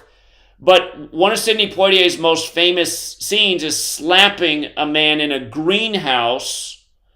God, I forget how the whole thing was. There was a greater parallel with Kurt. Of course, Kurt Cobain was found dead in a greenhouse. That's the official story. But I'm forgetting a piece of it. There was another piece that brought it in. Can't remember if like the slap was on Cobain's birthday anniversary or something like that. But anyway, all of this stuff is connected. It's just like they just got. It's like, you know, when they show those scenes in a movie, like the guy that has the board with a million red threads. For the reason they do the red thread is that's actually a tribute to Kabbalah. Kabbalah has a concept, the red thread that connects everything in life, the web of life. That's why some people wear the red thread bracelet. It's a sign that you're a Kabbalist. But Warner go ahead. Brothers was also founded by Jewish brothers, three Jewish brothers in 1923. Yeah, amazing. Yeah, this is a really great find right here. I mean, I see that DC Comics started in 34. Is Batman originally a DC comic? I'm not sure. It might be, but probably if you watch the Gremlins movie, they have a lot of 9/11 symbology on it. And I was watching old 9/11 videos, and they were always talking.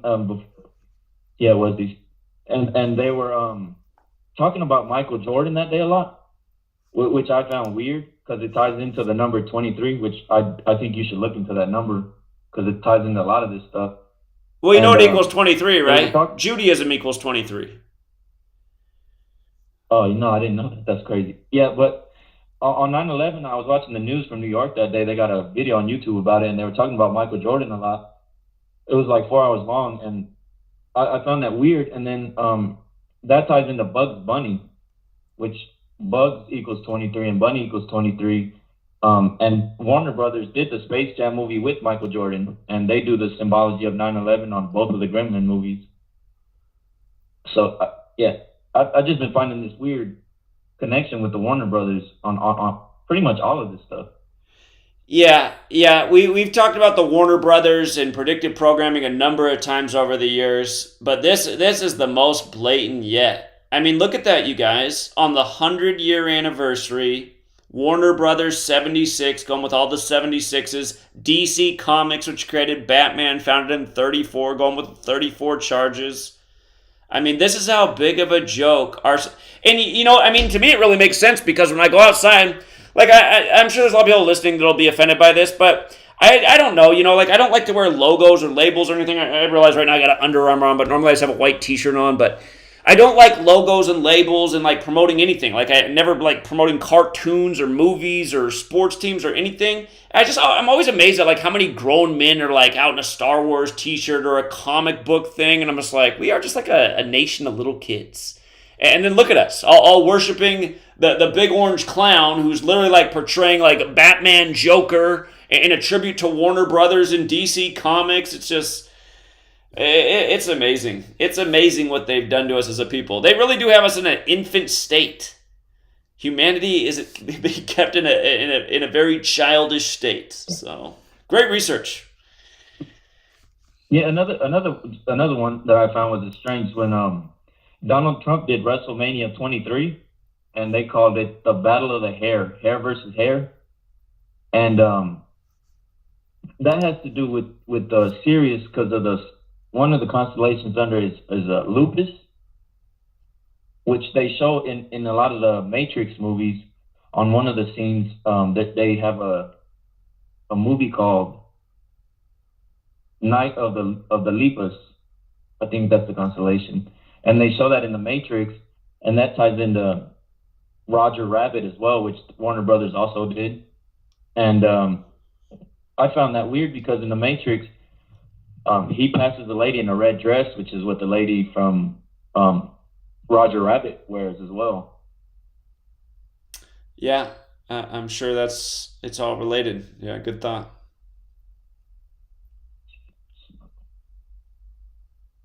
Yeah, it seems to be tied into some type of Star worship with Sirius and that constellation to me.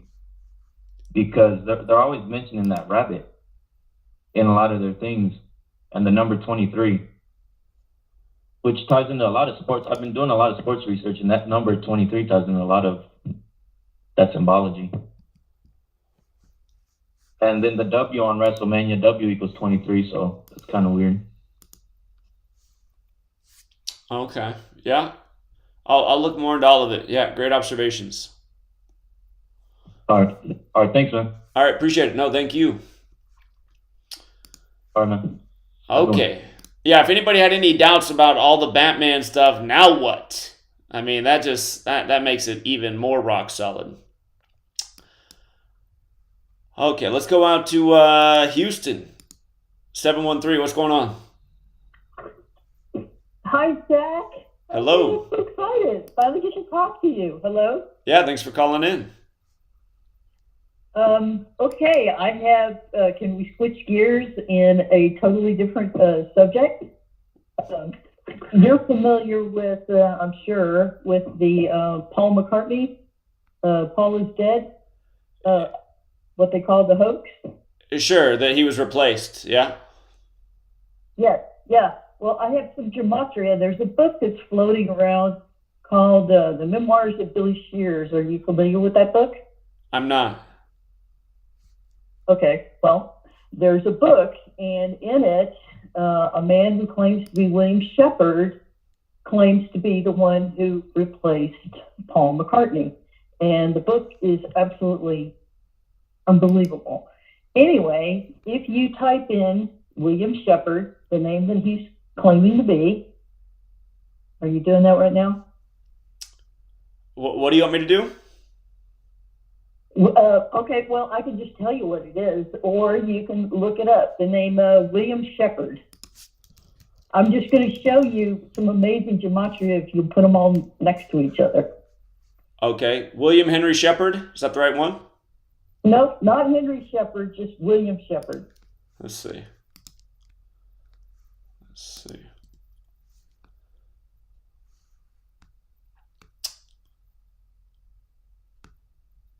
I gotta find him. It just wants to bring up all this information on William Henry Shepard. Okay, here's William Shepard. Okay, William Shepard. No. I don't want you to. I want you to put it in the Gematrinator calculator. That's what I want. I want you to put that name in there. Okay. Is it spelled with one P or two P's? Shepherd. 1P. Okay, I got Could it. be like I got it. 162, 81, 234. Yes. All right. Enter that. And I know that he's connected. I've talked to Rambo about this a lot. That he's connected to Hermes and another figure, which is Pan. Now, both of Hermes and Pan, one of their nicknames is Lord of the Pathways. Type that in. Hold on. When I put in William Shepherd, you said numbers that I did not see on the screen. Really? William Shepherd, Shepard.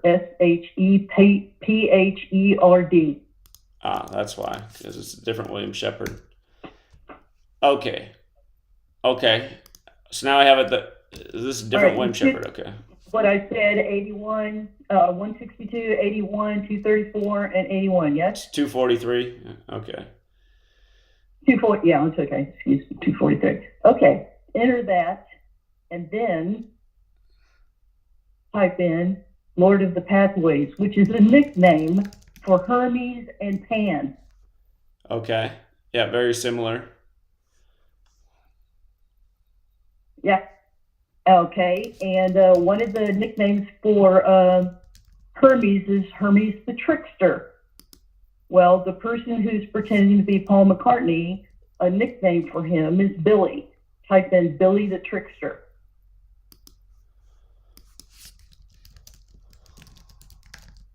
Okay, also very similar. Yep. The next one would be spell out 13 degrees. Don't put the number, put 13 degrees.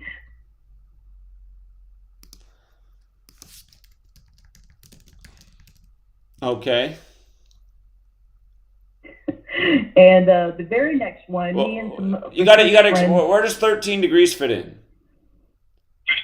In the book, yeah, you've got William Shepherd, and that's the wrong William Shepherd. In the book, he says that he is 13 degrees above the 33 degrees. He's within the 13 degrees above the 33 degrees in the Illuminated.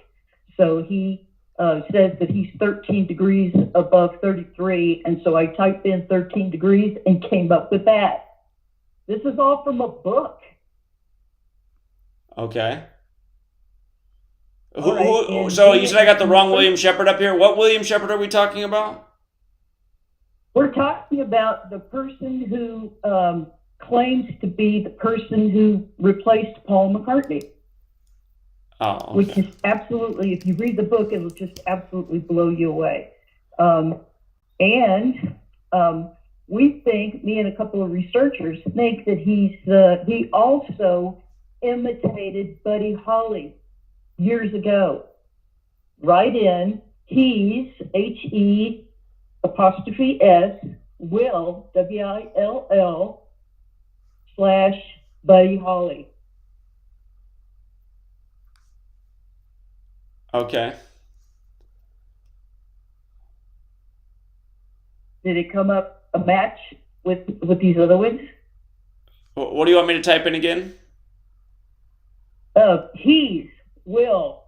In other words, he's William. He's Will / Buddy Holly. He's Will Buddy Holly. Buddy Holly is the musician / Buddy Holly. I see. I see what you're saying. He's both people. Okay. Yeah. Okay.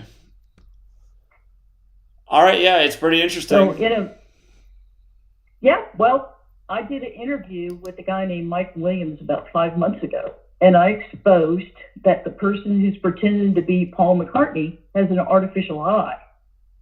And the reason that I exposed it and figured it out is because I have an artificial eye, and I saw what was happening on stage and pointed it out.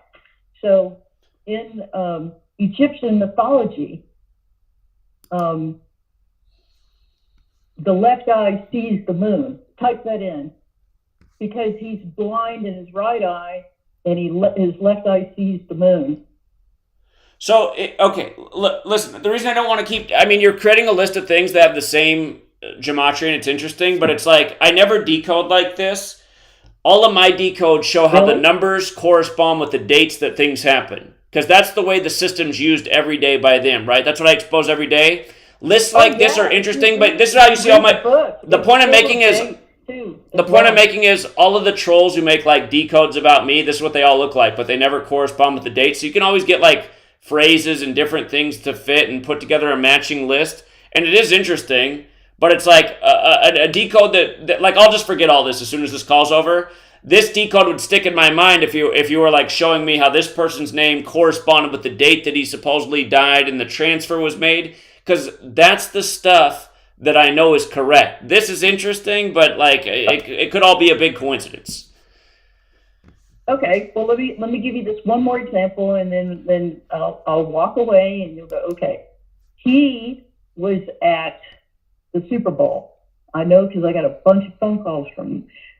Rambo said the whole guy Hamill dying on Monday night was an Osiris ritual. He was correct, but he left out the very important thing, is that Paul McCartney was at the Super Bowl. Now, he's not Paul McCartney, but he's pretending to be Paul McCartney. His name is Bill. Hamill died on a Monday night. According to the book, that Paul McCartney died on a Sunday, and he became risen again through William Shepard on Monday night. And Hamill played for the Bills, as in Bill, as in William Shepard. That's what that whole thing there were a lot of rituals involved with the Super Bowl, but that was a very important one that people missed. They zoomed in on Paul McCartney, and nobody caught it. But that's what that was. In the book, he describes that it was an Osiris Horus ritual that Paul McCartney died, and they replaced him. That's what that whole Super Bowl was about. That whole thing was focusing on Paul McCartney in the bleachers. That's what that was about. Okay. All right. Well, I appreciate it. Thank you for the call. Interesting. And thank you. All right. Have a good day. All right. Again, the whole Super Bowl was really about Abe Lincoln's birthday and slavery, and thus the two black quarterbacks and all the coding. But a lot of celebrities were at the Super Bowl, and I wouldn't be surprised if Paul McCartney really did die and was replaced. I mean, none of that would shock me. It's just, like I said, my criticism of that decode was, again, when I decode things, I show how, just like the last caller, he's pointing out exactly what it is. Like Warner Brothers, 76, fitting with all the other 76 stuff. On the anniversary of Warner Brothers being established, the 100th anniversary, a special anniversary. Huge ritual for the country. A country that's obsessed with comic books. Now we're like all the biggest movie franchises are comic books. We're a comic book nation. We have a comic book president. The QAnon people are like, yeah, he's still the president. In a way, he is still the president. We hear more about Donald Trump than we hear about Joe Biden. And then there's the DC Comics in 34. I mean, so again, you got to have dates in your decode. Just like, oh, look, I found this set of words and this set of words and how they all fit together. If you don't have a date that fits in with it, you don't really have much of a decode. So, again, and I mean, this isn't a slight at Rambo, but like Rambo and Derek, they're creating more of those kind of decoders. Like, oh, this is fun to put all the numbers and words together. And, like Rambo, I mean, he recently tied the Vegas shooting to Sirius. I don't think the Vegas shooting had one single thing to do with Sirius. We know it had everything to do with Yom Kippur. And how do we know that? Because I called it 6 months before it happened. And very specific. For people who weren't here, I think that's why my channel got deleted, because I said over and over and over why there'd be a huge false flag at that time, the way the dates lined up with Yom Kippur, how important those numbers were. I said it'd be the biggest false flag since 9/11. That's exactly what it was. They said over 500 some people shot. I'm not sure that's true, but that's the way they reported it. but it had everything to do with Yom Kippur. Yom Kippur has nothing to do with Sirius. Rambo just went and used like 5 exotic ciphers that I never talk about to connect it to Sirius. And it's like, if you're ever going to go to like some, ciphers that we're not so sure about to connect something, I mean, you're going to start getting some Yoo-hoo decodes that are really off the mark. And it's just like how Derek, almost all of his decodes miss the actual root of what the decode is to connect it to whatever eclipse he can get it to fit with. So, again, there's people, it's just like, I taught the fundamentals of decoding and I taught them correctly. And now you got like people coming in, like if it's baseball, and they're like, oh, actually, I want to do this with my knuckles when I hold the bat, because I was like, no, you don't want to hit like that. That's not going to be a good way to hit the ball. So, anyway, let's get back out to the callers. But, yeah, again, if you don't have a date, you don't really have a decode. So just remember that if you ever get into decoding. Let's go out to 607. What's up, 607? Yeah. So today has 52 date numerology, and it's 52 days from the Super Bowl. And the Kansas City Royals become 1-5, like Patrick Mahomes' number. And MVP equals 1-5, and he was MVP of the Super Bowl and regular season. And today is 200 days after Mahomes' birthday, and it's a total span of 200 days until Zach Greinke's birthday. And Zach Greinke started the game for the Royals, and he got his 143rd loss, and the Chiefs were 14-3 in the regular season this past year. And just a big old Kansas City Chiefs ritual. And also today has 32 date numerology. NFL equals 32, the perfect day for a football riddle. Kansas City equals 32. Chiefs equals 32. Super Bowl equals 131, the 32nd prime. So like the Blue Jays on the 95th day of the year, Blue Jays 95, Blue Jays 23, they come in 2-3 in the season of 23. And so we got that out of the way. And next, in the national championship game, the best player, according to the box score, on the floor was Tristan Newton. And Newton equals 91 in the most simple cipher.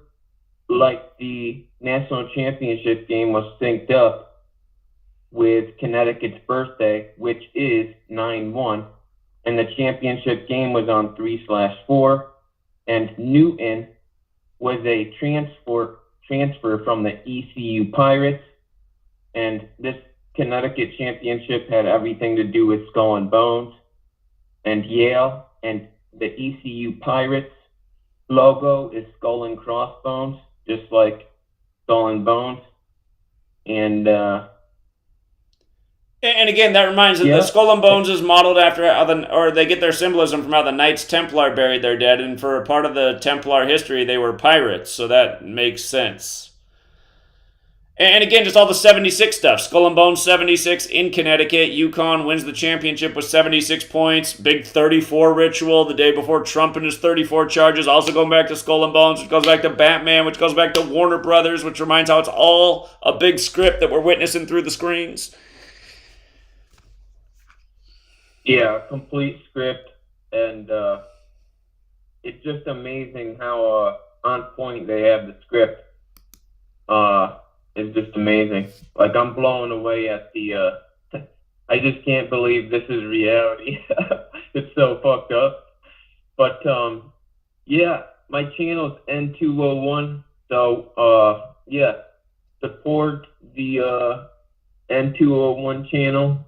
And, yeah, that's all I have for tonight. All right, END space 201. He's talking about End the Jesuits. All right, man. Appreciate it. Yeah. Thanks, man. Peace. Yeah, have a good night. Okay, I like that he's doing his own. I've been asking him for a while to start his own channel. He's finally doing it. End 201 562. What's up?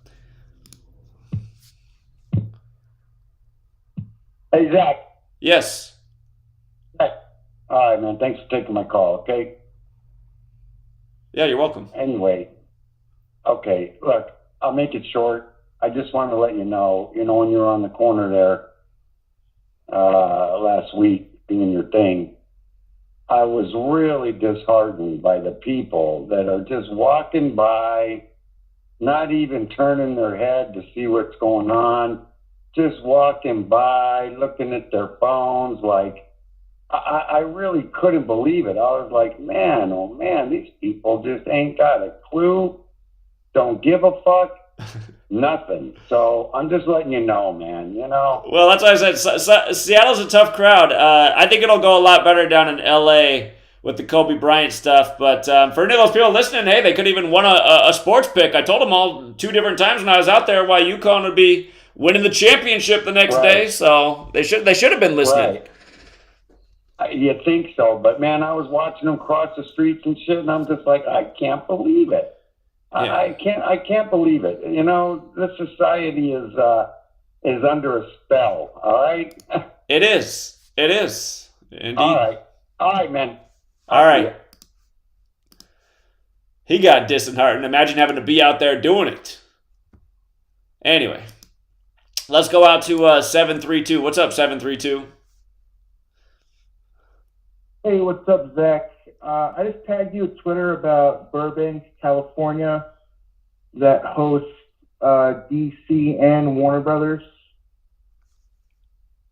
You tagged me in something? Yeah, go to Twitter, and I just tagged you to a post I just made about Burbank, California, the Batman stuff, and really simple. The coordinates. If you go to the Twitter and you hit your notifications, it's universal awareness. That should be your last notification. I see it. Because I just did it. I see it. It's about the... Yeah, so... The thing that's showing up is about the CashApp guy being killed. Oh, hold on. I don't know how to use Twitter. Like, it shows @free to find truth, but then there's nothing attached to your post. I hate Twitter. So. Yeah, I know what you're saying. I'm going to try it one more time. Well, it's really my last post on my Twitter. So I just tagged you again, so you got to click that notification. What if I just go to your channel? If I just go to your channel, then it's there. Okay, I just went to universal awareness. So. Yeah. So I just saw in the Batman movie, The Dark Knight, with Heath Ledger in it. There's a reference to Eminem with, his calling card says, "Will the real Batman please stand up?" And, Eminem had that rap song about Donald Trump when he was about to be president. I can't remember. So, he's like, "That's an awfully hot coffee pot." Like, it was retarded. I've got to look it up. I don't think I remember that part. Somehow I missed that, but I'll go back and look it up. They've done some rituals with Eminem by the numbers, as we know. Well, Eminem equals... So my second tweet, other than that card, you have to click on the... I'm not really sure what you're seeing if you have it up. Yeah, so go down to the next tweet that's replied to that post. Okay. You should see Burbank, California. Yeah. And then the date of Burbank's establishment is 5/1 on 111 date numerology. And remember, Burbank, California hosts both DC Comics and Warner Brothers, which made those movies. And Burbank, California is 34 north coordinates. And that has something to do with these 34s we've been seeing with the Trump ritual. Okay. I see. Yeah, so I just wanted you to see those couple of terms. Eminem and Joker matching 2 ciphers. Dark Knight, which is one of the aliases of Batman, equals 59. And then Batman and The Batman both equal 51, but I think you covered that. Okay, yeah, good observations. Oh, yeah, and one last thing. Burbank, California equals 76. Oh, go figure. Okay. And on the 34th parallel, perfect. Okay. Yeah, so, I mean, what that leads me to believe, not many people are in on this idea, but I think that these rituals are like, they're probably planned over 500 years in advance. If you consider, you can either plan something out like, all right, we're going to name this city this name and we're going to open it on this date, and then we're going to worry about making a ritual for it. Or you have the ritual ready to go and you make the city for the ritual. So I think it's more efficient to say, all right, in about 500 years, we're going to have this thing called the NBA, and it's going to have 30 teams when it's all said and done. And that's the way I think they do it. I don't think they just go and create something and then worry about doing rituals off of the gematria of the cities and the locations later. So that means this thing with Trump that we're seeing right now, it's probably at least, going back to 100 years before the year 1887 when the city of Burbank was created. And I know that's really the reason why a lot of people they're not on board with that idea, is because it makes the enemy more capable and more well organized than we want to believe. Makes them more of the deadly and smart adversary, but that's what we're dealing with, man. And whether they're aliens with long lifespans or communicating with demons, the solution is the same. The solution is to be willing to die for what is right, and to not be to not do the bidding that they want you to do. We all pay taxes when we know we shouldn't, and we do it anyway. And it's literally the one thing that's powering the system. And the reason why we're doing it is because we're afraid to die. So that is true. I mean, pretty much everyone's afraid to die, and they're afraid of even smaller things than that. They're afraid of being ridiculed by their peers, and they're afraid of having a different opinion than everyone else. And pretty much this fear is keeping everybody in place. I'm not saying your theory is wrong, but I'm just saying, if you're trying to talk to people and wake them up, I wouldn't tell people that you think it's all been planned out for 500 years, because, that's a pretty hard theory to support. But things have been planned out for a long time. Bring up to people, that Barron Trump book, or remember the Western that came out with the con man Trump that wants to build a wall, and it's called The End of the World, and again, the con man's name's Trump. That show came out in 58, and Donald Trump was just a little boy back then, but then Trump goes on to win the 58th presidential election, and it fits in with the Suddenly Susan episode that portrays Trump as the president that came out on May 8th. So, in that way I can say, look, it looks like the Trump presidency was planned out as far back as at least 1958, probably further than that. And I don't really go around saying it's that old when I try to introduce other people, because I know how crazy it sounds. But I figure I could bring it up to the people who are actually invested into learning what the hell's going on. So sure. That's why I wanted to just mention that again. I think I've called in before trying to put that idea out there. Okay. Well, yeah, great observations. I appreciate the call. All right. See you later. Yeah, take care. Again, if you guys don't know about this, look into this. The Western, it's called Track Down. The episode came out May 9th, 58. Again, Trump won the 58th presidential election after announcing he's running from the 58th-story Trump Tower. His day in court yesterday was the day leaving 271 days left near the 58th prime. But this is about a snake oil salesman. Also fits in with Trump referencing himself as a snake. Oh, the day he was inaugurated was also a date with 58 numerology, and they had 58-year-old Steve Ray. But I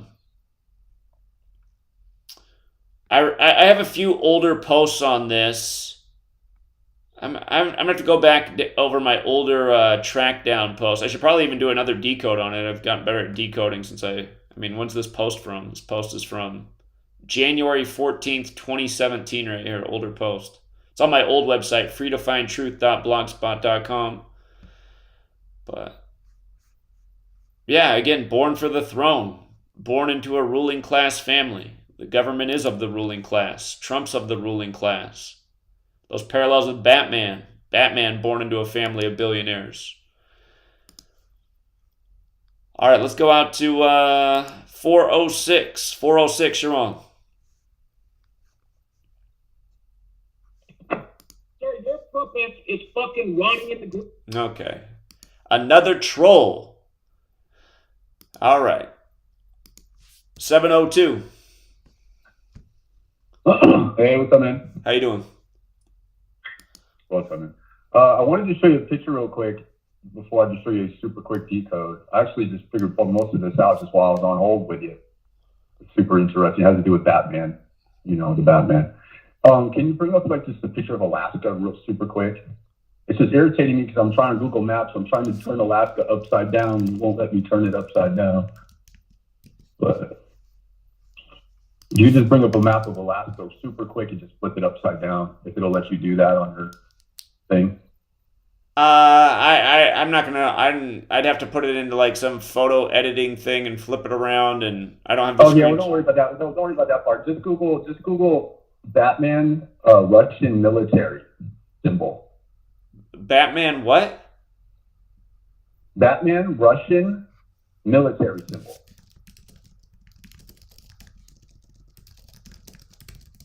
Don't worry about the picture. Don't worry about Alaska. Okay. All I was going to show you, by the way, was that Alaska, if you flip it upside down, Alaska is a bat facing Russia. That's what I was going to show you. You can see right there without flipping it upside down. You can see the wings right there. And if you flip it upside down, that's in the middle, that's a bat. You'll see it if you flip it upside down. But anyway, Russian military Batman symbol. You see that on the images? Just click images. I got it. There you go. It's right there. Yeah. So anyways, now Google Russian Batmobile. Russian military Batmobiles. Okay. Okay, and there's the Batmobiles right there. I know, like, I'm seeing it. I'm not going to see it as quick as you type it up because I'm lagging for you on the phone, you know. But there's your Russian Batmobiles. There's your Russian Batmobiles, okay? Now, if you go to the ciphers, this is the part I figured out while I was on the phone with you, ciphers. Type in Russia, just Russia, okay? And then compare Russia to Batman, okay? And then compare Russia and Batman to Tatarian Empire. Hold on. I'm not seeing any parallel with Russia and Batman. Russia and Batman, 87, 24, 75, 48. 8 plus 7 is 15. Batman's 51. That's 15 in reverse. They both equal 6. Reduction, they both equal 6. Reverse, they both equal... Okay, reverse, you're saying if you reduce the 12. digits... Okay, if they reduce the digits and get the numerology, they're the same. Okay. Yep, they're exactly the same in every cipher. In fact, if you reverse, see how it's 111 in reverse? If you add that 1 to the 11, you got 12. In reverse, well, again, if it's going to be the same, anyway, if it's the same in one cipher, it'll be the same in all 4, and that'd be true for any word. It is. It's the same in all 4, yeah. And Tatarian Empire, because Tatarian means Russian, by the way. You know Tatarian Empire, you know that conspiracy empire that supposedly was flooded, you know, that we have tons of proof on, you know, the Great Tartary, you know, the prior world that we lived in before we were flooded and our DNA was altered. Anyway, Tatarian Empire matches up completely with Russia and Batman because that's what this is. And that's who Batman is. The Russian military are the Batmen. Okay? They have Batmobiles. They got all of, in fact, the Russian Batmobiles are exactly like the new Batmobiles that they're showing you in the movie. That's your Washington, D.C. comics. All roads lead to Russia because Moscow is called Third Rome. In fact, they still use the Roman symbol, the double-headed eagle of the Scottish Rite Freemasons of Rome. They still use the symbol. It's right there in everybody's face. It's Russia. All roads lead to Russia. And what are you going to do if you're Russia? What are you going to do? Of course, you're going to say China takes over the world. You're going to put your dog, your Chinese slaves, and say they run the world. Of course. China's nothing but a Russian colony. Okay, China's owned by Russia. Of course, you're not going to... I mean, how funny is it that they say Russia can't even afford a tank, but yet they got Batmobiles? Where's the Batmobiles? How come the NBC News won't show you the Russian military Batmobiles? Look at that Batmobile. That's crazy tank. That's a crazy tank. And they won't show it. So what else they got? Bat wings.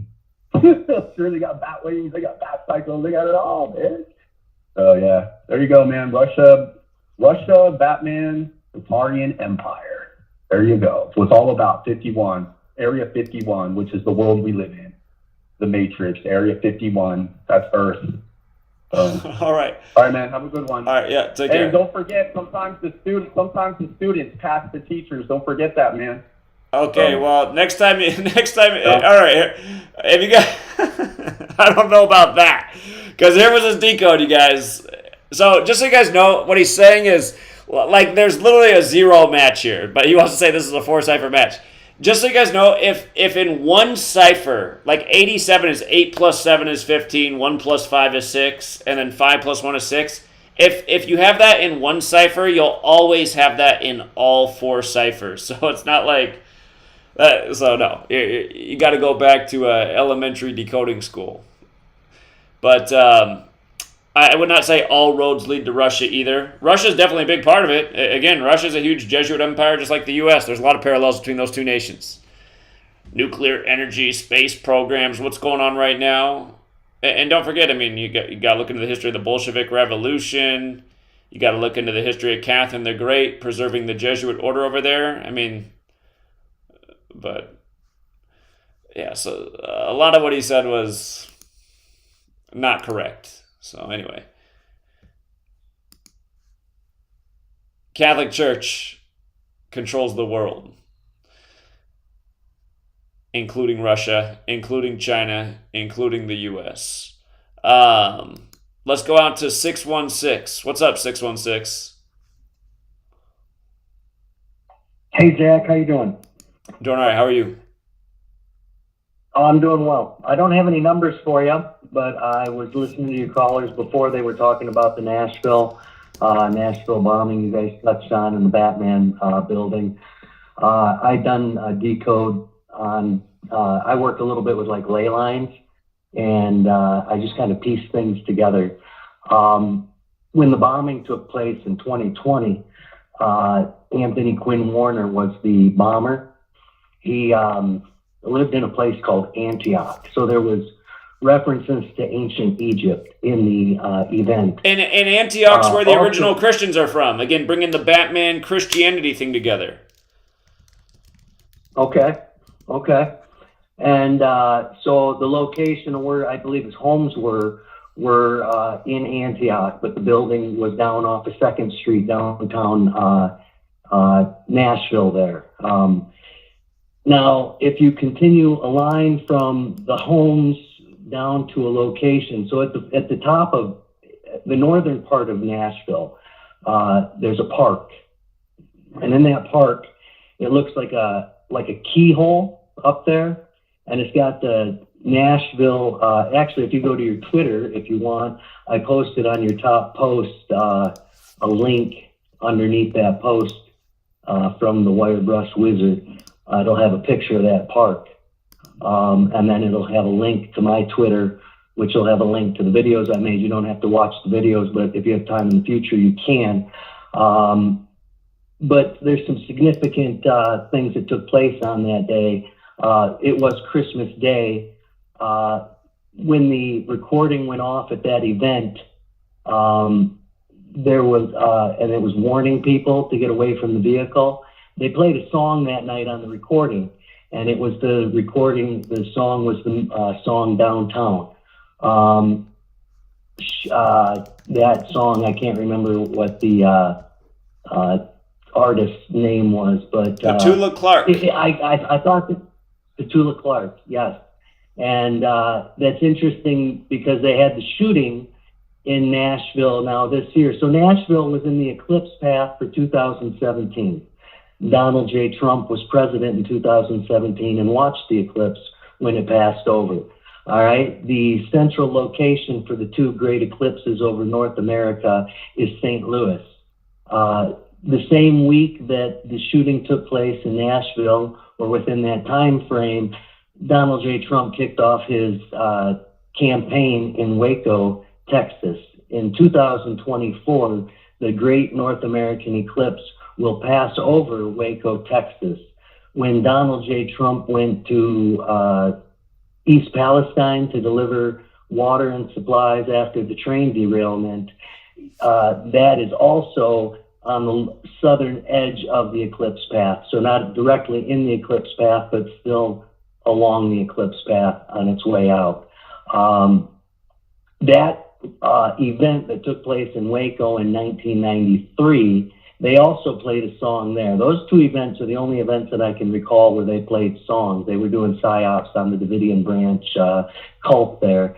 And one of the songs that they played was These Boots Are Made for Walking for Nancy Sinatra. So I think those two events, those things connect each other just for the mere fact that they played songs at these events. Now, in Nashville, when Anthony Quinn Warner, before he went and detonated the bomb, he had seen one of his neighbors, and he told his neighbor that he was going to be famous. Now, Nashville is the home of the Country Music Hall of Fame, and all along in that area where the AT&T building is the location for all the museums and that for the museum, the Hall of Fame, Country Music Hall of Fame. So it's kind of interesting that he would say that and that would be the location where this would take place.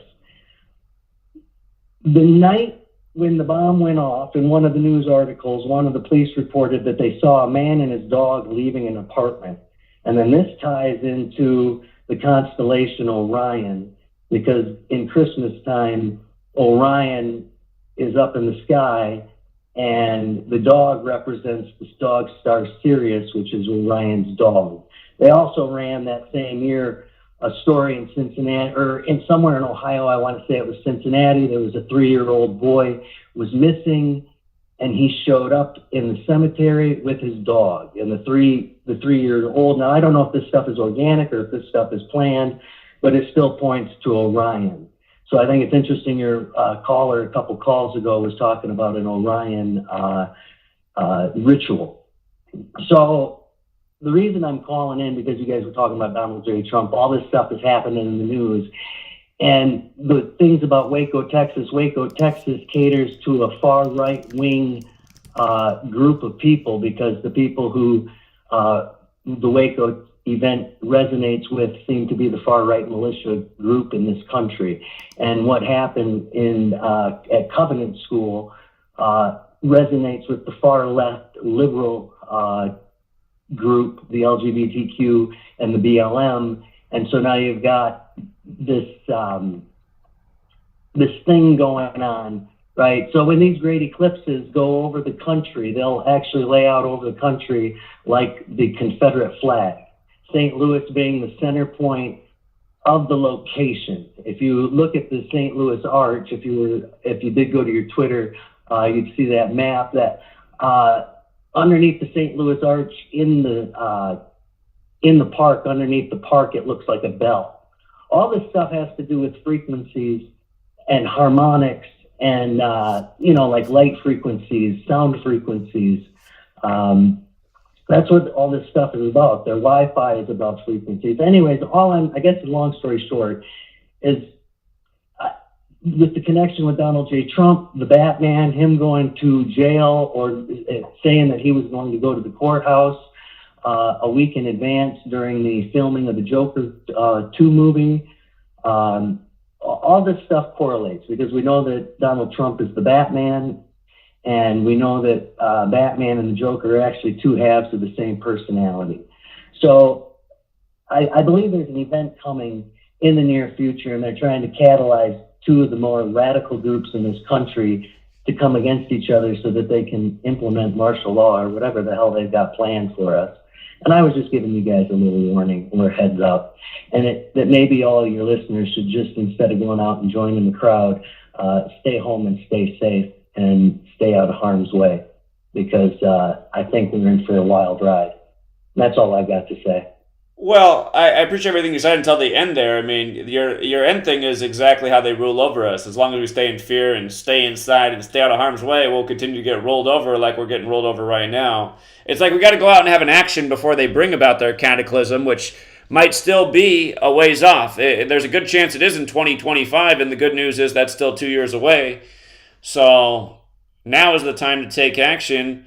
But yeah, they are. They're dividing the nation and polarizing the nation. That's exactly what they did. An LGBTQ shooter in a Christian school. I mean, just can be more obvious. It's a narrative made for Fox News, and Fox News is running away with it. And in fact, Fox News forecasted the Friday before it happened. Tucker Carlson predicted that soon there'd be an LGBTQ activist with a gun creating violence in America. Boom. Next thing you know, Monday, the next news cycle. What do you know? So.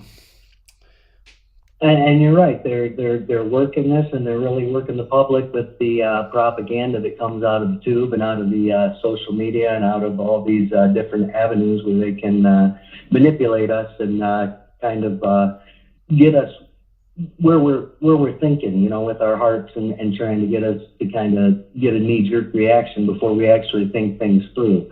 A lot of these things are like honeypot operations, right? They like to draw the crowd out.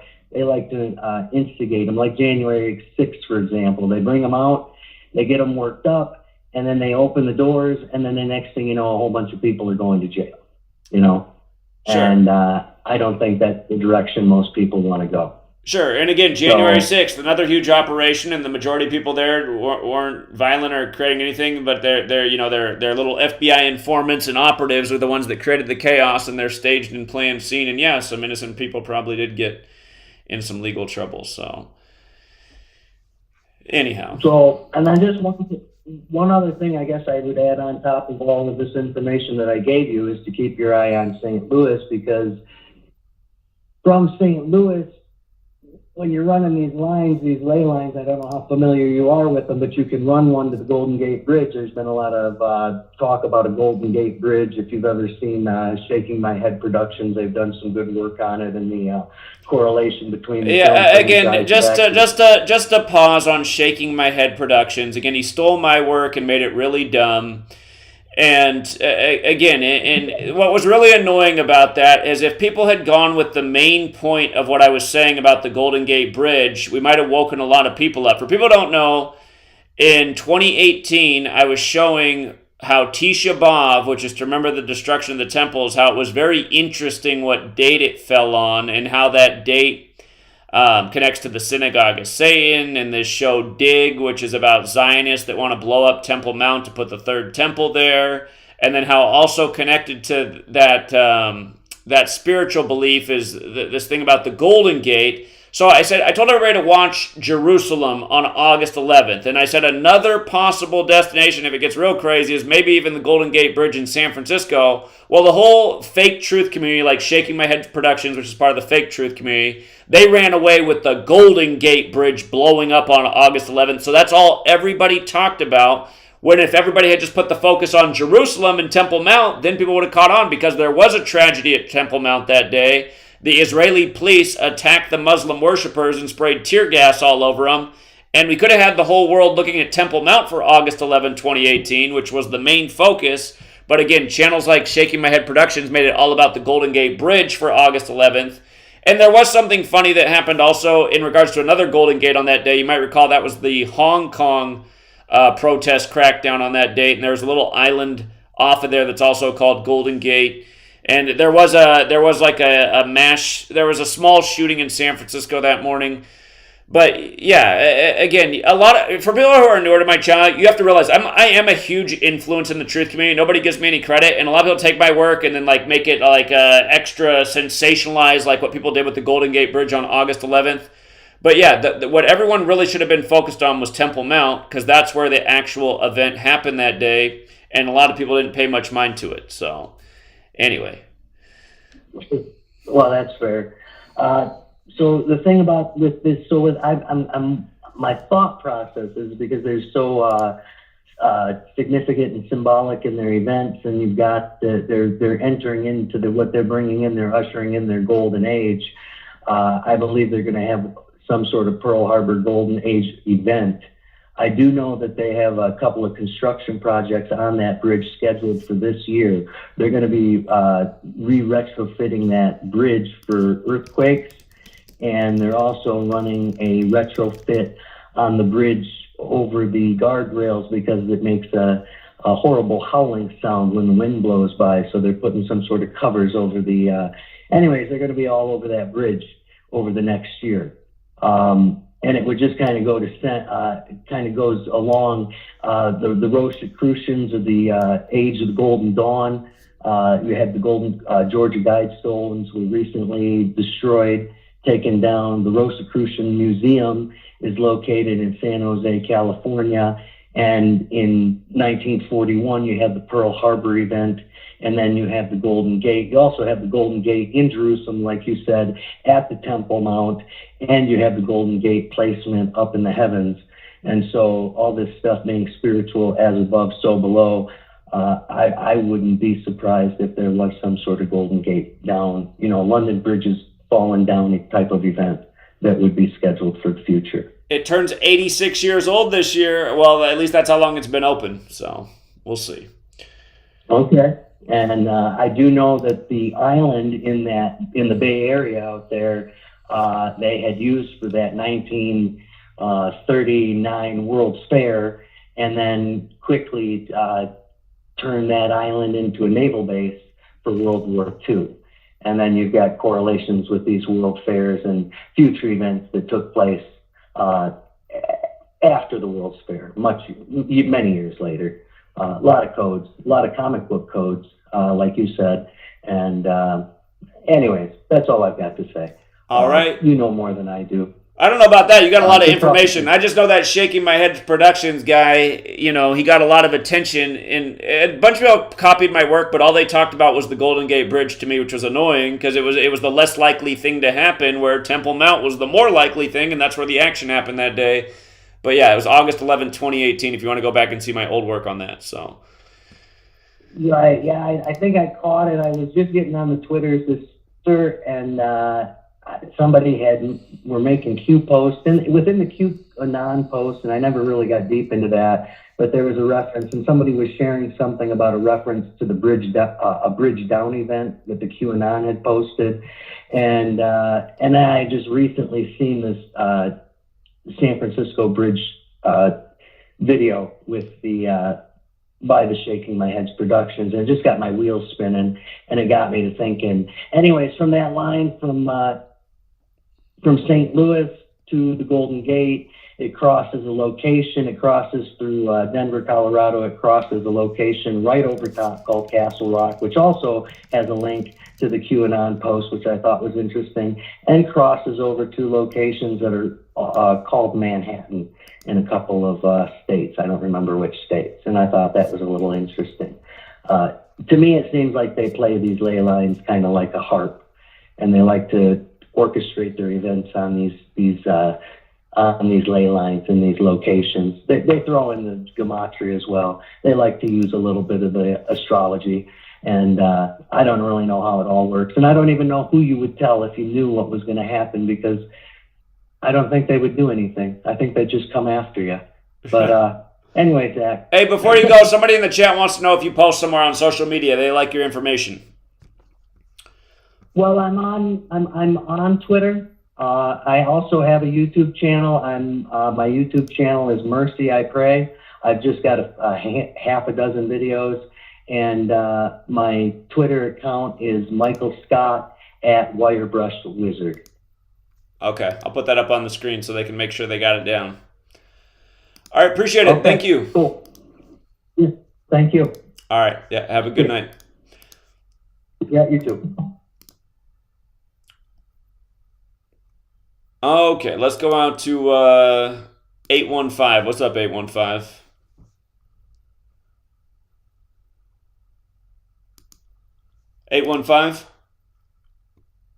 Hey, Zach. Thanks for taking my call. Welcome. I kind of hopped on late, so I don't know if you noticed this morning they announced the 2017 mass shooting in Sutherland Springs, Texas. It's the church one. Yes, they were.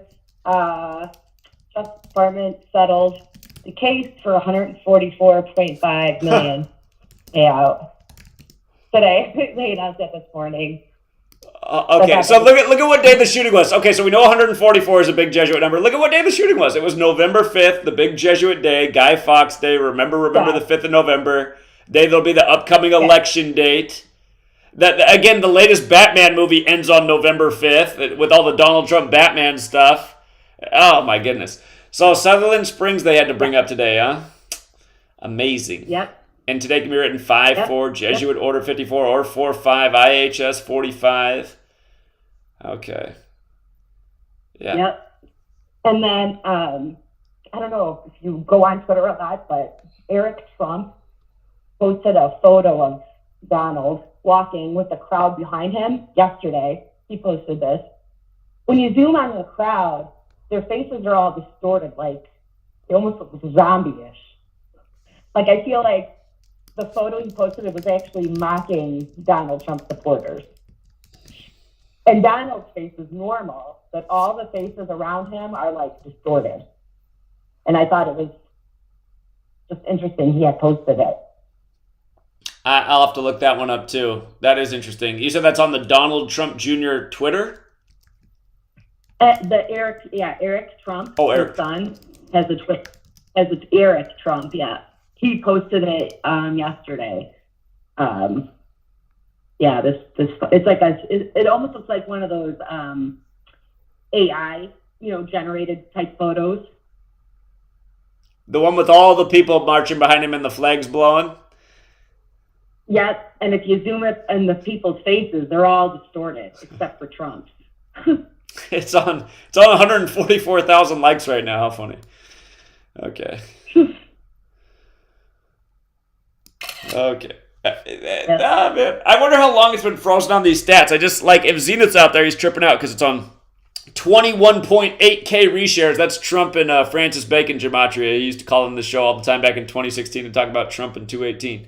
And then, hey, remember years ago, Trump put out the presidential alert on our phones at 2:18 p.m. Eastern time. So yeah, just these generated stats are so fake on Twitter. It's just like you got to be a celebrity to get pumped in the algorithm. So.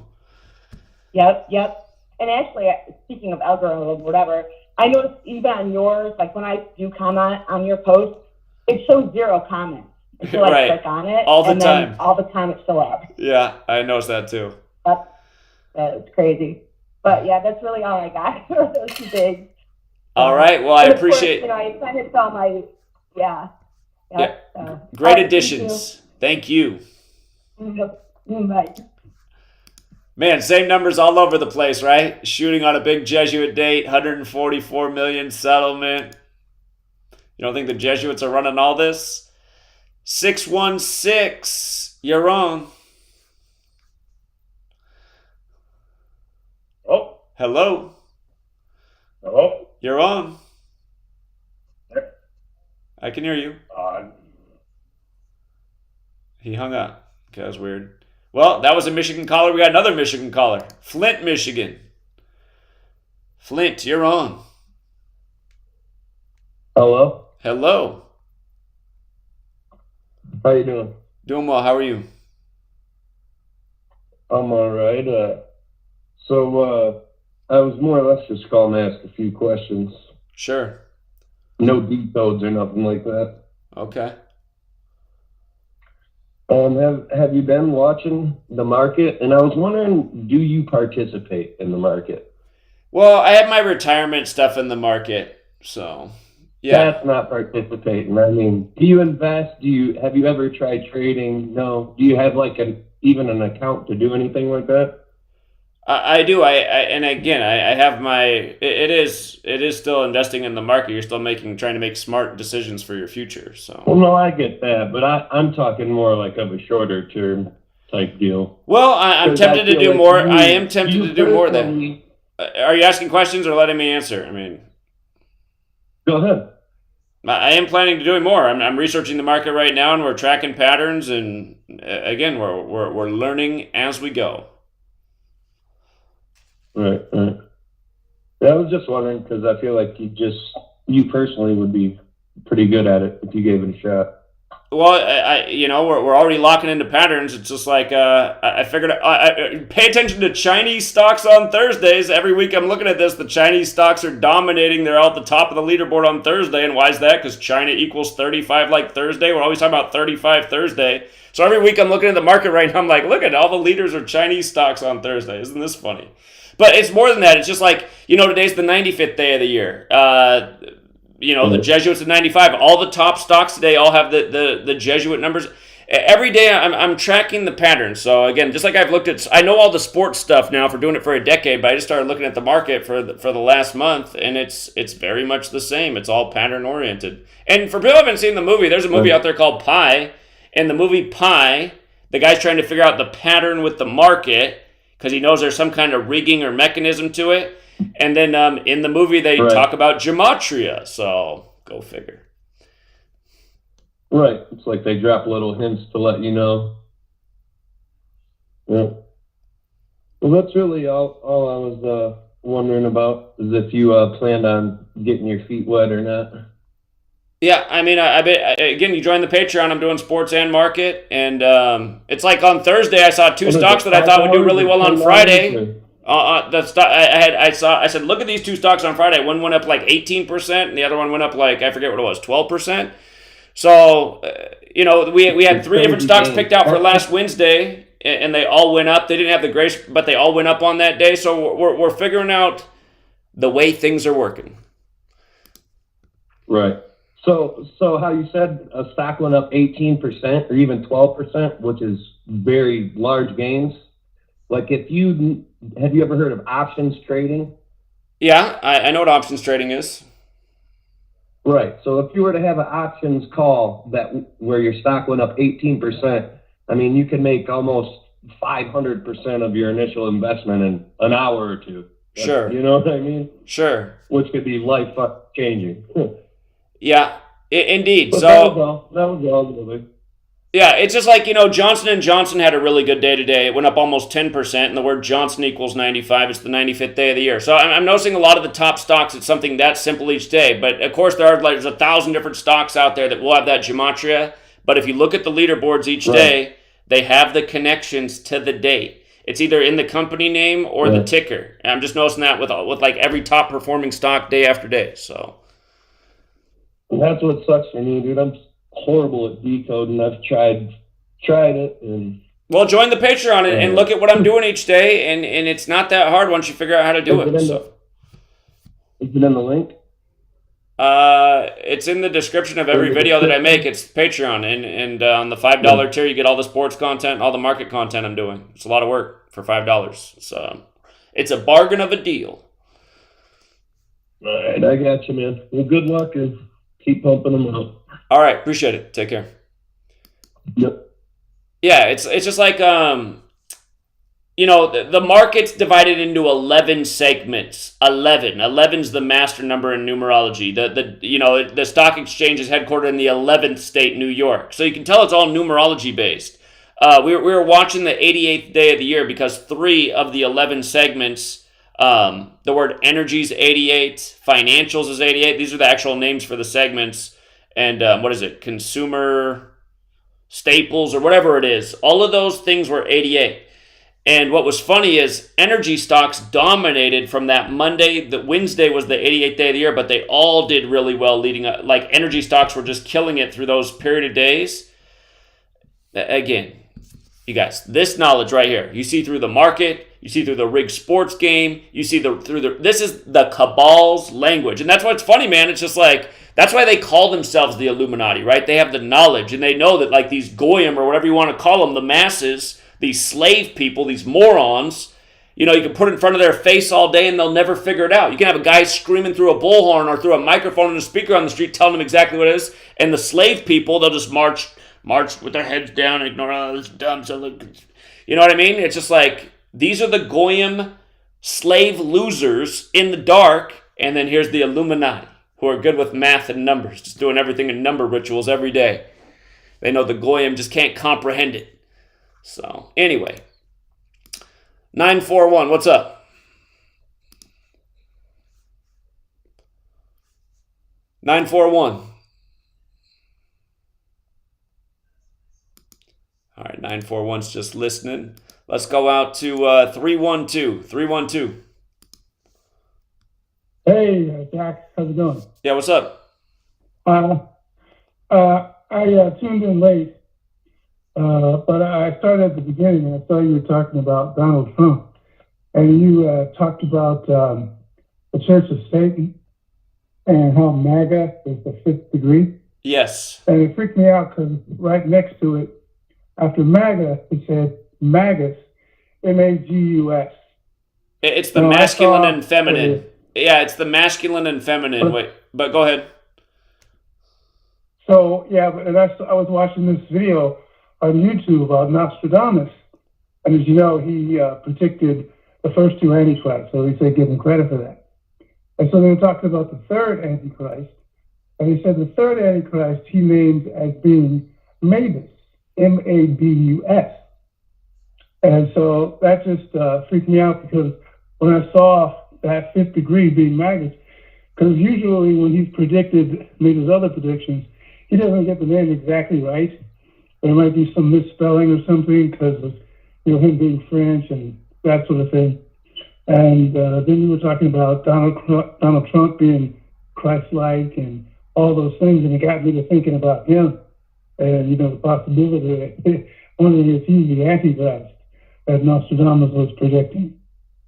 And I thought that was very interesting because he described the third Antichrist as being the chief of London through the realm of America. The Isle of Scotland will be tried by Frost. King and Rev will face an Antichrist so false that he will place them in a conflict altogether. And that's in century 10th, quadrant 66. So, I don't know, all these folks who, because at one point I was also leaning towards Donald Trump, but I could see, he's controlled opposition as well. Indeed. Yeah. So, So that's all I have. I just wanted to throw that out there and see, what you thought of it. All right, have a nice day. All right, appreciate it, man. Thank you. Mm-hmm. Yeah, is Trump the Antichrist? I don't know.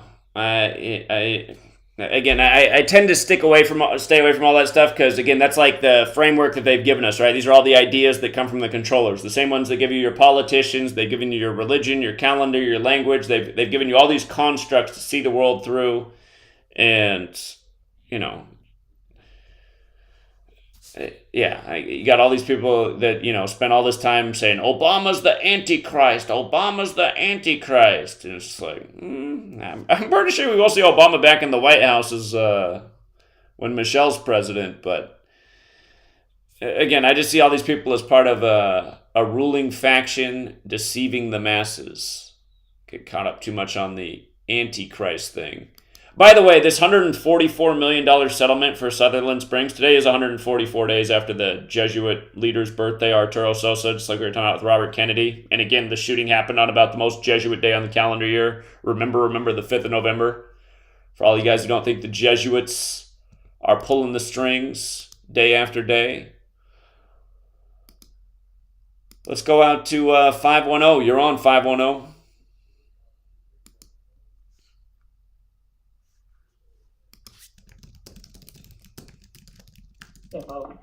Hello. Hi, sorry, I have a question. Yeah, what's the question? What's up, Zach? Yeah, what's going on? You got a question. I was wondering, you're talking about Donald Trump right now, right? Or we were just trying to see what's going on with the firmament. Oh, you want to talk about the tournament? The firmament. Oh, you want to talk about the firmament? Yeah.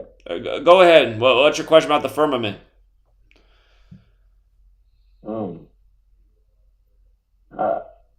I was just wondering, like what's going to Mars and the Moon is the realisticness of if it really happened, and then if if we've been out of our firmament to go to another firmament. I don't understand your question. Like traveling to another place.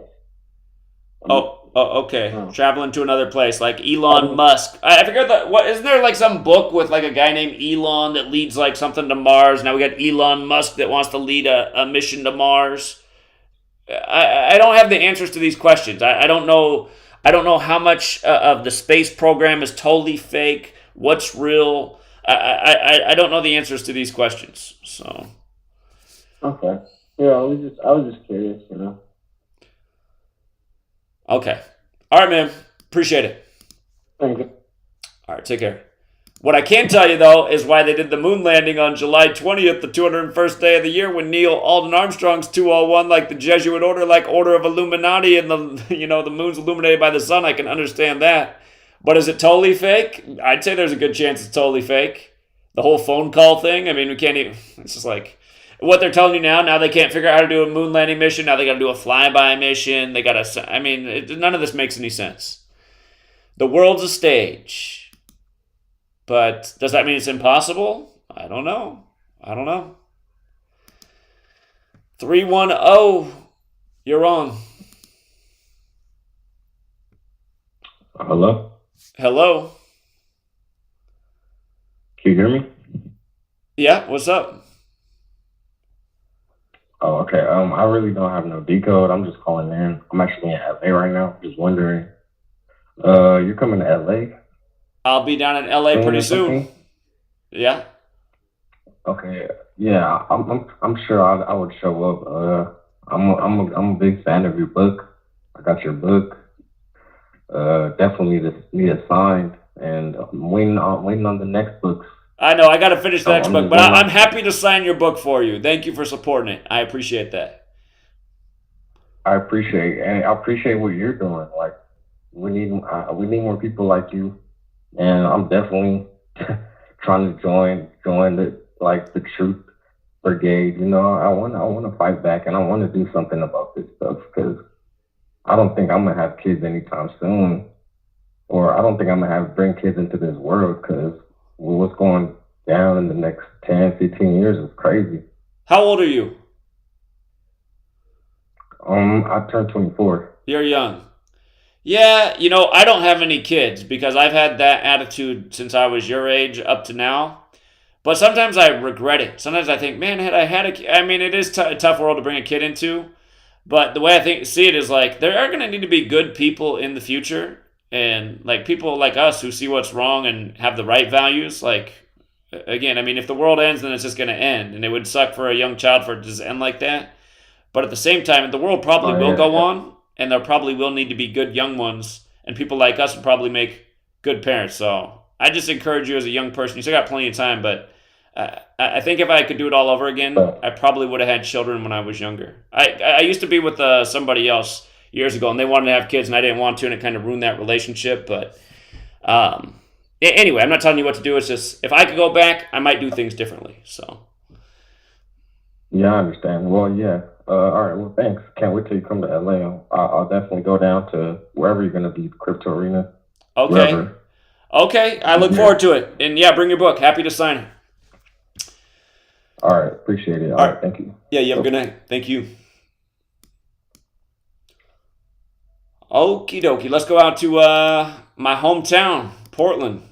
What's up, 503? Hey, can you hear me? I can hear you. Hey, Zach. I had a couple things. I was going to bring up a couple of callers before, bring up the Elon Musk being in that book. The book was written by one of von Braun in 1952 called Project Mars, where there was going to be a leader called Elon that was going to take humanity to Mars. Okay, there it is. So that was just bringing that up to them. But my question was, I wanted to know, I don't know if you brought up, there is this guy, he has a channel called Jurassic anyways, I don't remember. Jurassic Liars, channel, but the guy who predicts Seattle's going to blow up every year. Yeah, he actually predicted I was going to die last year because I was going to disrupt the March for Our Lives. He's like, you shouldn't do that. You will die because Seattle's going to blow up that day. I was like, I'm pretty sure it's not. Does he bring that up every year? Does he bring that up every year? Every year he predicts Seattle's going to blow up. Every year. Yeah, so June 11th and August 4th. So June 11th, he says Seattle is going to have a spectacular event. That's what Dave predicted it was going to blow up last year. Last year it was going to blow up on June 11th. So he's going with it again. This year it's going to blow up on June 11th. Okay. Okay. Well, because I just got wind of him through, I don't know how I'm just messing around with YouTube. And when he's saying that, and he's got, all this Elvis stuff has been coming up with, I think it was the Golden Globes where the movie won the Golden Globe Award. And so there's a lot of connections. I do see connections with Elvis and Trump, but I don't know. Have you touched on any of that kind of stuff? I know the specific days and he's saying that's all weird, but do you ever bring up the connection between Trump and Elvis? Even Trump has said in the past that he's resembled him, and they have some synchronicities with their numbers, meaning, so with Elvis, he turned 88 this year. Trump and Gematria is 88. Trump's 88. Trump equals 88, just like in the Joker movie. Came out on the day, leaving 88 days left in the year, and he said on Oprah in 88 he was thinking about the whole presidency thing. I don't think I've done any work on Trump and Elvis, but again, Elvis recorded for Sun Record Studios, and Elvis was a big part of the ritual with the Jam in 2020. And again, for real don't know, Elvis got the polio vaccine on live TV on the same day that was Jonas Salk's 42nd birthday and Bill Gates' first birthday. And that was in 1956, which is the year Tom Hanks was born, and Tom Hanks was the first celebrity with the virus while filming the Elvis movie. And then Donald Trump that year was declaring the COVID pandemic 56 years after his Jesuit education began, like how the Elvis thing happened in 56. But I haven't really explored a parallel between Trump and Elvis. I'll have to look into that. All right. Yeah, I know, because and I'll leave after this.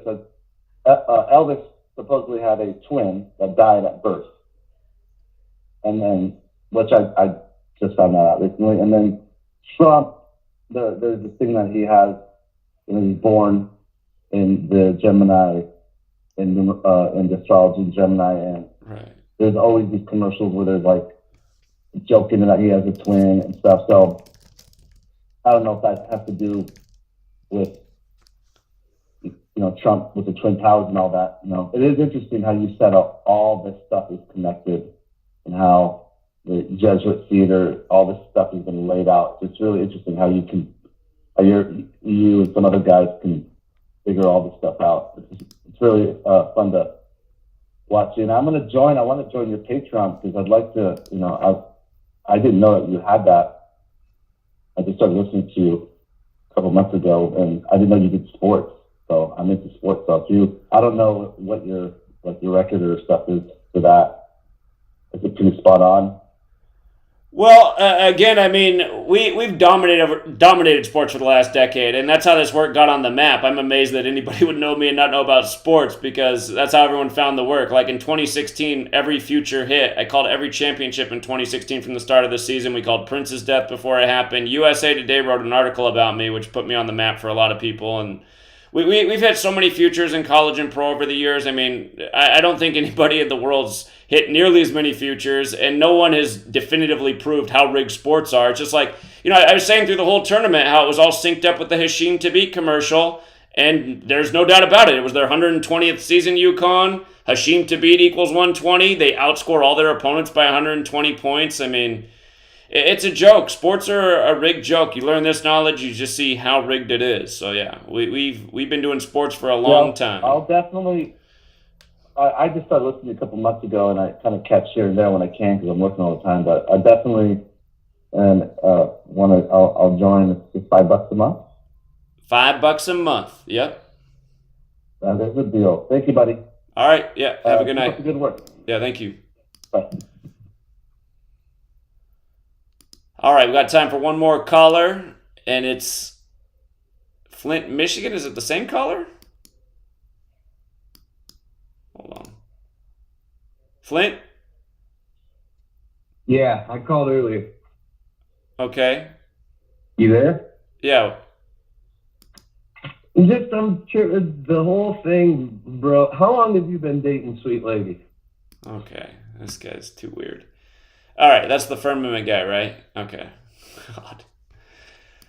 A long time is the answer. Longer than I've known about Gematria. But anyway, let's close it out like this. Again, if you're out there listening to this show, again, we started with Trump. It's mostly supposed to be about Trump and getting people out of this mindset that Trump is some kind of hero, some kind of savior, some kind of person that's here to rescue us from, the New World Order. Donald Trump is the New World Order. And everybody should see that. Outside of everything we've already talked about, everyone should see that. Donald Trump went along with the World Health Organization's pandemic. Donald Trump signed off on the mega loan with the big bankers that put this nation even more in debt. Understand, anytime we sign off on a $6.2 trillion loan, that's a lot of interest. Can you imagine the interest owed on that? How much profit was made for the bankers that we have to pay for? And none of this was necessary. If we had a real leader, somebody who was actually looking out for America, they would have said, F you, Switzerland. You can lock your country down and be afraid of some little... We'll tough it out over here in America. America, we're tough over here. If we get sick, we'll rest up in our house. We'll get that natural immunity. Then we'll go back to school to work and we'll get on with our life. All the people who died from the pandemic, they were already really sick, ill people. They went and got their lungs destroyed by respirators. Donald Trump, remember, he was signing off bills, tax money for more respirators. I mean, to think this guy's a hero, your head's got to be so far up your ass, it's ridiculous. This guy's a Jesuit puppet on strings, and his strings are showing more by the day. He's a comic book character. It's funny, I've been saying that about him for a long time, and now it's like, oh my God, this is the ultimate comic book ritual. The Joker joke on America. So, anyhow, thank you to people who donated during the stream. I appreciate the super chat donations. I appreciate the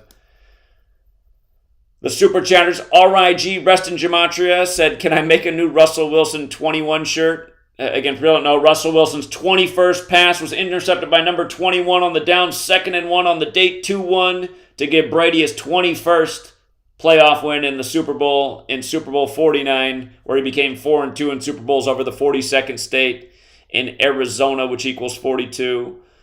And he also did another one, said, "Thanks for the knowledge, you're welcome." Let's see. Oh, well, because the whole network's muted, maybe they can still hear me. Normally the show would be over right now, but we don't have any audio tonight. Also, shout out to Spatium Viator. Said Trump is tied to Warner Brothers. Oh, that must have been the same guy who called in. Warner Brothers equals 76. They had their 100th anniversary on the day of the Trump trial. Yeah, had to be the same guy. Batman and Joker movies tied to Warner Brothers. Gremlins 2 is a parody of Donald Trump. You know, funny thing about Gremlins 2, Gremlins, the original movie, terrified me when I was a child, but then my sister took me to Gremlins 2 when I was a little bit older, and then it made me think Gremlins were silly, and it helped me get over my Gremlins nightmares. True story. Shout out to Logan Thomas, who chipped in $10. He said, "Pay it forward, skip your Black Rock coffee, deprive the war machines, and use that hard-earned money to bolster this movement." I appreciate that, Logan Thomas. Much love indeed. I appreciate it. Thank you, Jill Warsaw. Oh, that was yesterday. Thank you. But yeah, appreciate it. And let me get off here, off TFR. There were also some people who sent cash apps. Let me say thank you to them as well. Shout out to Sarah Sutherland. Always, Sarah, thank you. And thank you very much, Irene. And also thank you, Brian. Appreciate it. So, appreciate the generosity. Yeah, Gizmo. Exactly. Gizmo wasn't scary, but the green ones were. All right, you guys, we can leave it there. again, in the days ahead, I will be heading down to Los Angeles. We're going to get out the word about what really happened to Kobe. We're going to do it right when the playoffs start. And hopefully the Lakers and Clippers will be playing back-to-back games in their stadium that they share in LA. Get a lot of basketball fans out there, try to wake them up. People have said I got to go to Venice Beach, so I'll do that too. But yeah, spend a number of days in LA, and then also probably on the way back, Silicon Valley. Maybe on the way down there. I'll figure it out. But yeah, we're definitely going to stop by Silicon Valley to let the big tech tyrants have it too. And hopefully people do come out and support. And the reason I can't get the dates yet is because I'm waiting for the basketball games. Once the basketball game dates are set, that's when we know when to be there. And then one other thing, my dad, he just had a surgery and he needs help with something on April 14th of all days. So I told him I'd help him out with that. And I'll have to go down after that. So anyhow, I'll jet down there after April 14th because that's when the basketball game should be going on. Spend some days in Southern California, then up to the Bay Area, Silicon Valley, and then yeah, I might even have to make a stop. Well, since I'm coming out, I'll probably make a stop in Portland too. Haven't been in Portland for a minute. And then maybe jet up I-5 to Seattle or Olympia and let the politicians have it before I jet back home. So anyhow, we'll be doing a lot of pounding pavement in the days ahead. Stay tuned for those broadcasts. And thank you to the people who do support and donate to the work. Again, your resources make it all possible. So I appreciate it very much. All right, you guys. Have a good rest of your evening. Happy birthday. Oh, shoot. Hold on. Happy birthday to Jennifer in the chat. Or maybe Jennifer's saying April 14th is her birthday. Happy early birthday, Jennifer, if it's not today. But you know what? Somebody did ask me to send them a happy birthday, and now I feel bad. Because I was supposed to do it a few days ago. Shout out to Antoine. Happy belated birthday, Antoine, and thank you for your generosity. Actually, I felt bad about it because he sent me a nice big tip. This weekend. A lot of people had a really good day on Sunday. Shout out to Leo. Leo turned $10 into $500 off the sports picks. Antoine, I don't know how much he made, but it was his birthday. But he said he had a great day in sports, and he sent me a $60 tip on his birthday. So you didn't have to do that, Antoine. But happy belated birthday, and I'm glad you won some money on your birthday. And I know a lot of people had a good Monday too. So anyway, it's Cuts One's birthday today. Happy birthday to Cuts One. And hold on. It's already almost April 6th, isn't it? If you guys go to freetofindtruth.com, again, that's the social media platform for truth seekers. Under the events tab. Under the events tab tomorrow, if you're in the Bay Area, the Misalignment Museum meetup. Okay? If you can be there. And again, the person who did this, she did the 201 to be symbolic. Don't worry, this isn't some kind of thing. She came out to New York City with us. She pounded pavement in Yale. Very cool person. But she found this ideal place for the meetup, 201 Guerrero Street in San Francisco. If anybody wants to go out there and pound pavement and help get out the word about what's going on in this world, meet some other truth seekers in the Bay Area, that's the spot. So that is tomorrow. If you can be And we got a DK Stonewood sighting. What's up, DK? there. Hey, Zach, what's going on? Yeah, how you doing? I was just listening back right now, trying to backtrack.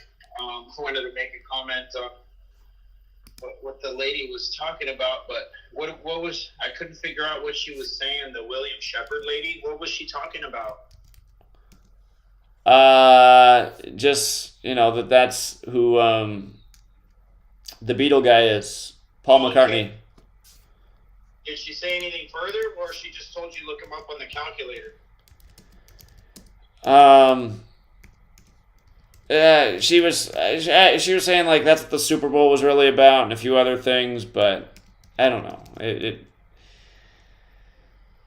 Okay, wasn't anything important. I just was trying to backtrack right now to see what point she made, because it was like it's William Shepard or Billy Shears or whatever.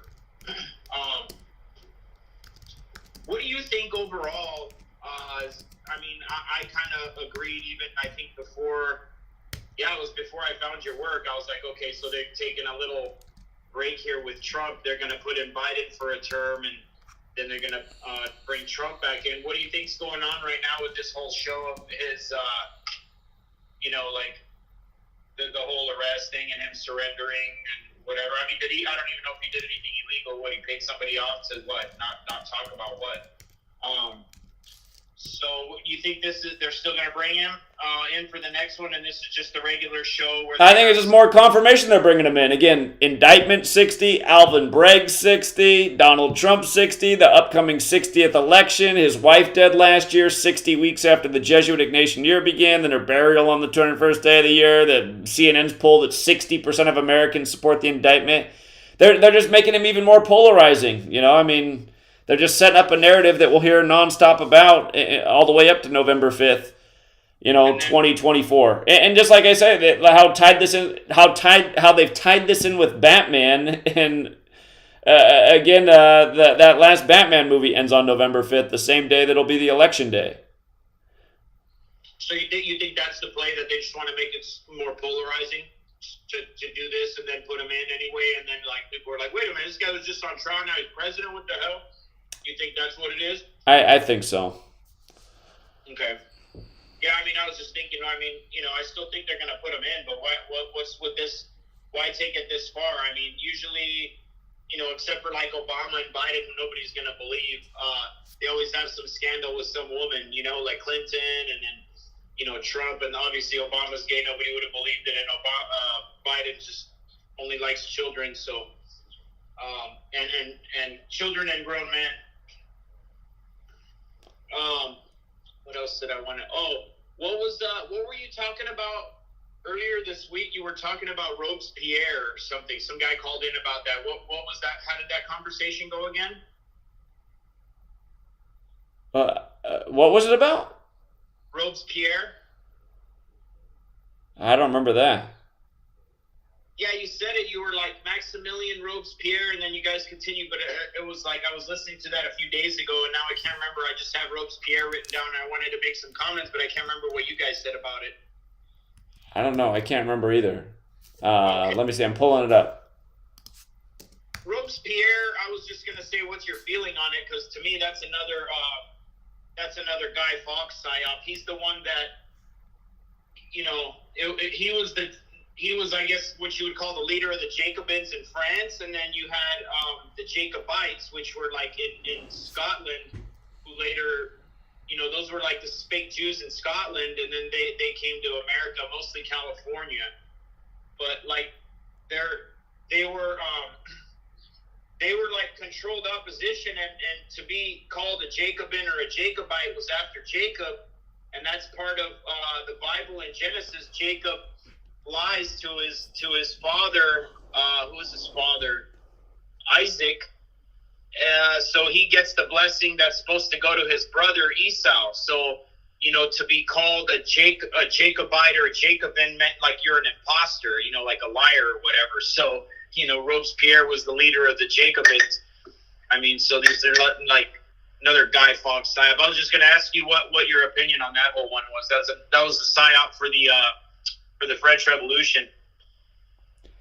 Yeah, I don't have an opinion on it. And probably, if you go back to the Bolshevik Revolution, probably Rasputin was the Guy Fawkes of that time. I mean, are you familiar with that story? About Rasputin? Mm-hmm. He's another 201 in history. Mm-hmm. Speaking of 201s, the first bank, you're doing all the banking and stuff. The first bank they set up here was the Bank of England, which is now called Bank of America. Still has the same British flag colors, red, white, and blue. And when you see now it doesn't even normally say Bank of America. It just says like B of A, and it doesn't even say like of. It just says BOA. B2O A1 201 B of A. It's funny. Yeah. You mentioned that they started out as the Bank of Italy, right? That's what their original name was. Bank of America was originally Bank of Italy. Was it? I thought it was originally Bank of England when they first started it. No, Bank of Italy, if you look it up. Bank of it. Okay. What was first? I think Bank of America was first bank. Now, I think I messed up on that one. I think Bank of America was first bank, like First Bank of America, and they still have First Bank, I think, too. I'm a little bit mixed up right now on what all the banks were when they started renaming them. I kind of forgot that, but they were all, of course, they're all Roman banks. Even the Bank of England was a Roman bank, and then maybe that's what I was thinking of when they changed it. When Italy put their bankers in England, it was the Bank of England, which is actually, of course, the Bank of Rome. That's why the actual parliament houses and government houses all look like they came out of Rome and all these different countries. What else? What were you just saying about DC Comics, like District of Columbia Comics? Yeah, seriously. We're let me see. Let me get it up here on the screen. I didn't close it, did I? So yesterday when Trump was in the courthouse, it was the 100th birthday of Warner Brothers, which equals 76, like Joker, because they just did the Joker thing. And then there's 34 charges, goes with DC Comics being established in 34, which does the Batman series. So we're just adding those details in. Well, okay. Nah. And then, I know I've already talked about this on your show before, but the whole Nibiru Anunnaki story is just, I wish I had the toilet flush sound right here on a button to push, but just flush that whole one down the toilet. The whole thing is just an absolute crock of shit in every which way, shape, or form. The progeny of the Anunnaki are these fake Jews we have here. They're not waiting for some freaking planet to come around so they could just jump off as it comes around and land on the Earth or whatever. I mean, come on, folks. That's just retarded. The Wormwood story, the Blue Kachina story, the Nibiru story, though, you could lump those all in the same big, hot, steamy pile and flush it down the toilet. Nothing's coming here, imagine how many other planets it would have to hit on its way in. So the only thing that's going to hit here is if they were like, let's just say to tractor beam some type of asteroid or whatever to hit us, which, might have happened for the dinosaurs. I'm not really sure how they ended that experiment, but it very well could be. But nothing's like that's coming. So, and if it does anyways, what are you going to do? So there's no point in living your life based on any of that stuff. So anyone talking about Anunnaki or any of this stuff, either they just totally don't know what the hell they're talking about and barely woke up last week and, they're just sifting through the internet and stuff's hitting them right now, or they're a shill just pushing this confusion, disinformation nonsense. So, yeah. So you think the Anunnaki thing is completely impossible? No, it's not impossible. It's just the way it's been framed is nonsense, but it's actually true. It's just not at all what they say. So Anu means from the heaven or the stars, like Anu. It's not an actual person. There was nobody called Anu. And Kai is like a warrior caste of these reptilian bloodlines. So it's actually Anukai. It's not Anu-Nukai. It's Anukai, just Anuki. And while Atlantis was going on, in which the central portion of it was the Mediterranean, the middle of the earth, middle Terra Earth, Mediterranean's the middle of the earth. So that's the center of Atlantis, or, the most advanced portion of it. And there were different other little pockets all around the earth. But like it talks about in the Sumerian tablets, these reptilian bloodlights came down to southern Africa and started manipulating the people there while Atlantis was going on, while Lemuria was going on. So it wasn't like we had a worldwide peaceful civilization. It was just pockets. And then they came and manipulated some people, just like it says. They came with their own slave workforce called the Igigi, who ended up getting, kind of pissed off and rebelled. They didn't want to do it anymore. So they said, okay, we're going to create, a slave race, to do the work for us here on earth. That's these fake Jews. They're made out of like Homo erectus and like human. That's why they're all on average like taller than us, and they have a totally different blood type. And then we're created out of like Cro-Magnon man, which was much more refined and much less aggressive. Homo erectus was still like very aggressive. So in those Sumerian tablets, it says how they took some of the local bipedal beings, which would be Homo erectus, and make us like, imbue them with our image, make them into our image, meaning their consciousness, not the way they really necessarily look like on the outside. They needed to make it look like us so they can infiltrate. And then that's how they became, the rulers of humanity. So like the descendants of this, so to speak, Anunnaki they created human avatars that they could start incarnating those souls into, so they wouldn't have to be on Earth as reptilians anymore. And this all still going on while Atlantis was going on. So they didn't like create the human race or any of us actually. They created their own. Race, and that's why they call themselves the pure bloods. They created these Khazarian, which were originally like Hyksos tribes. They used to have 6 fingers and 6 toes. This is why we still have the handshake, because making deals with people before, you wanted to know if they were these liars, so you would shake their hand to see how many fingers they have. And that's why the natives, they got when you greet a native, they raise their hand up and go how. They put their fingers up and say how, like how many fingers you got? Let me see your hands. They're still their greeting now. So that's from all my research, that's what has happened. And then they invaded that center portion of Atlantis with black magicians and turned that all evil. And this is all, we're talking about like a couple 100,000 years ago.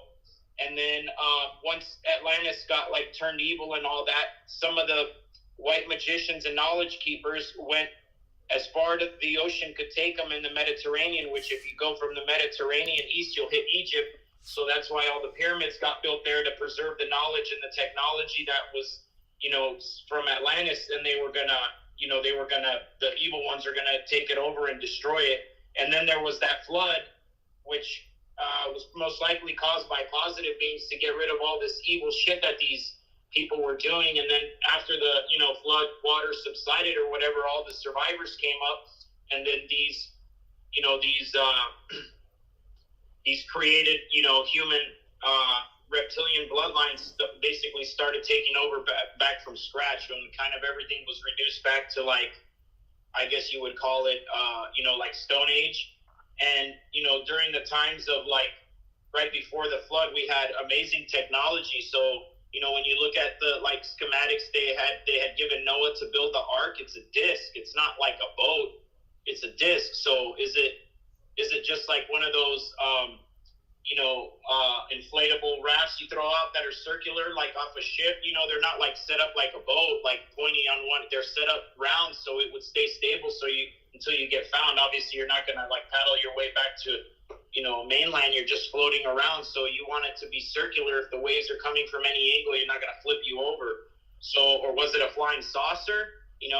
Was he a master geneticist? And it's supposed to have been like 400 something feet one way, 75 feet the other way, and 45 foot tall.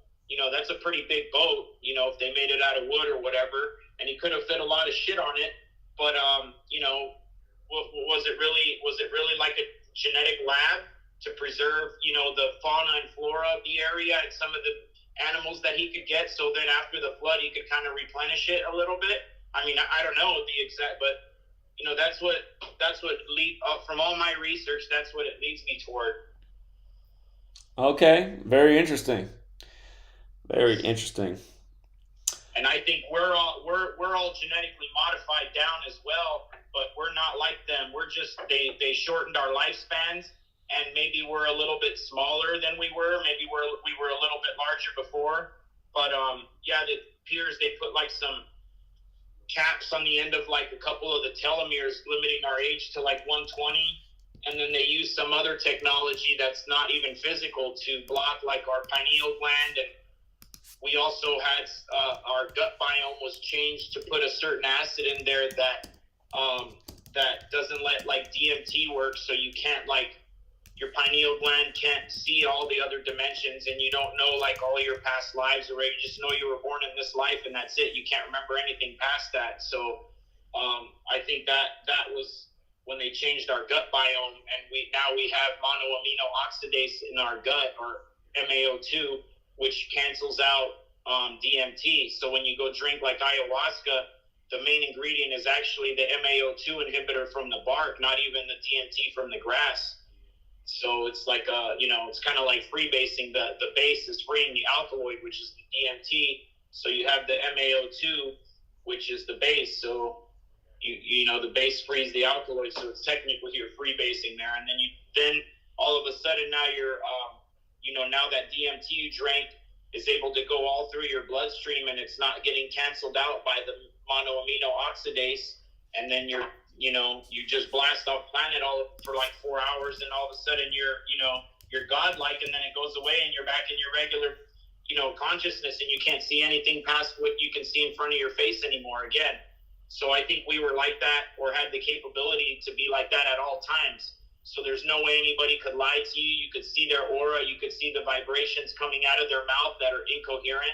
It wouldn't be, like we would be able to hear, see, taste, and like if you saw a color, you could not only just see it, you'd be able to taste it and feel it. Like we had all 6 senses, or all 5 senses for all 5 senses, So if you could touch something, you could actually even taste it through. Very similar to how Avatar, remember when they were like walking, like every step on the ground would light up and connect with them. They were like super connected to the nature. It's, it's like being on shrooms times 1,000, basically. When you start, you can see that everything's kind of like vibrating, and, that's, so I think, we've been genetically modified down a little bit, but they didn't like create us and stuff like that. We were seeded by other beings that look just like us, not like gray aliens or green or any of this crap that they pitch, that's all other psyops as well. I think, that mostly the ETs that are running the show here on Earth look exactly like, pretty much exactly like us, or reptilian, or are like very pale skin, like they show us in the, they look human, but just very white skin, like in that, what was that 3-movie series, the Prometheus, like those guys look like those engineers, and they even call them engineers, like genetic engineers in that movie. Anyway. Always interesting. That's totally esoteric stuff, not really gematria related, but hey. Yeah. Very interesting. Nobody got one or two more shows, then you're coming to LA? 1 or 2 more TFRs? Probably one more. Okay. All right, well. Who says I'm getting roasted? I'm not even reading. I'm reading right now. I'm not reading the thread. I was too busy talking, so. Oh, I think he means like you're smoking. I think that's what he means. I'm actually eating an orange right now. I need to smoke. Okay. Need to smoke and go to the gym is what I need to do. Late night workouts, huh? Yeah.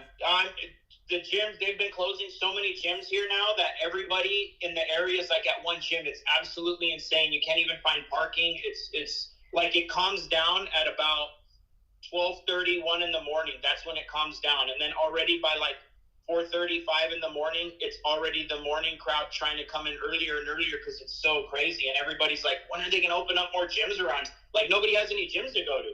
Huh. I don't know if there other people are experiencing that too, but... Probably a lot of them went out of business during the whole time of the COVID lockdowns. I guess so, but to be honest, the ones that have closed down are the big corporate ones. So, like, there was like 4 24-hour fitnesses in, like, the South Bay area serving, like, Manhattan Beach, Redondo Beach, Hermosa Beach, Torrance, like that whole area.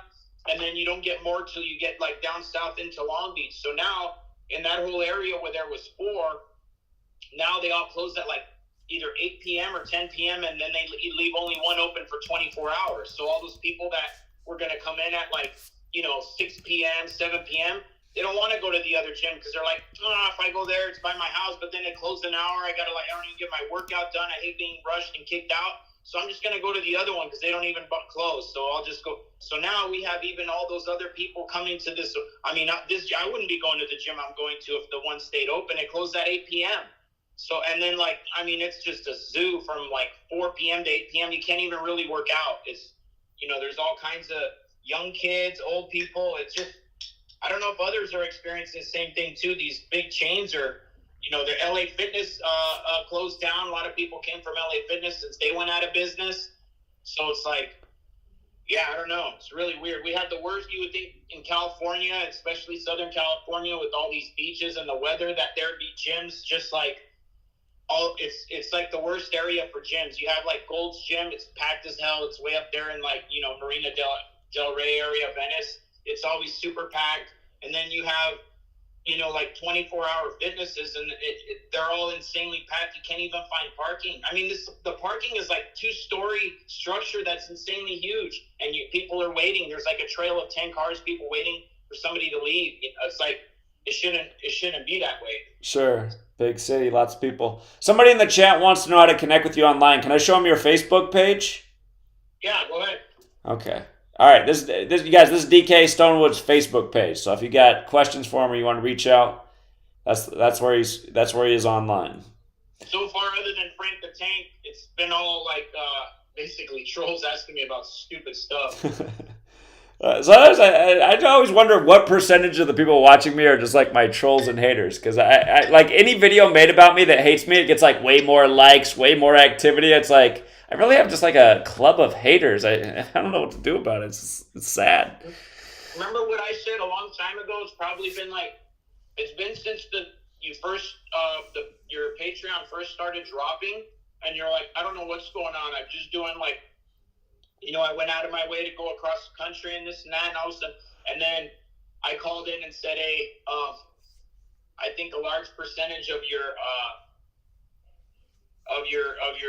you know, followers or people that are listening in and donating are probably trolls, and they're donating and all that stuff too. And so, you know, it kind of leaves it up in the air. Like, why would this person be donating? It's a troll, you know, it's a paid troll, or probably, you know, the same paid troll with 30 different accounts, and then, you know, another one with 30 more. And then all of a sudden, if they drop off, you're going to have like barely nothing. You're going to be left with just the core group that's really legit and donating. So, yeah, I think you're totally right on that. I think the percentage is probably over 50% for sure. Yeah, it's crazy. All right, man. Little flat earth thing, I see in my page up now. You see like my little flat earth comment right there? Oh, so what the latest post was? Yeah, the pictures just came back from the rover. Yeah. Funny. All right, DK. Well, I'll let you get on with your workout, man. Appreciate you. I guess I'll talk to you soon, and then I'll see you soon after that, too. Indeed. Yeah, we'll finally meet up. All right, man. You have a good night. You too. Thanks. Yeah, take care. Bye. All right. Yeah. DK actually got to meet Jeff Young. I still haven't met Jeff Young in person. Talked to each other forever, but anyway. Yeah, for all the people down in LA, I'll be down there soon enough. And yeah, if you guys want to connect with DK, he's on Facebook. Danny Bonkortich, if I'm saying that right. All right, we'll leave it there for tonight. Thank you again to everyone who hit the like and the share. Thank you all to the super chatters. Thanks a lot, Barbara. Very generous. You didn't have to do that. And yeah, we'll be back tomorrow, you guys. And hope, you know, again, with all the rumors right now that all these countries are about to drop the dollar, I mean, if that's true, just prepare for the worst and expect the best. But remember, the world will go on, so whatever they got planned for us, life will go on. They are definitely going to make it more and more difficult for us. So people got to rise up and do something before it gets even worse. Just remember, as long as you're still breathing, you got an opportunity. So anyway. But yeah, if they do anything crazy like that, a whole bunch of countries dropping the dollar, we'll definitely break it down. And we did talk about that potential earlier in the stream. If you guys missed it, if you got here late, feel free to rewind and listen to the opening, because that was the first caller's question. What's up with the rumors of all these countries dropping the dollar? We talked about that at the beginning of the stream, and we'll see. Find out if it's just more hype, more fear, or if there's actually something really behind it. All right, have a good night, everybody. And to D26, have a good day. He's in the other part of the world. And that's it for now. Until next time.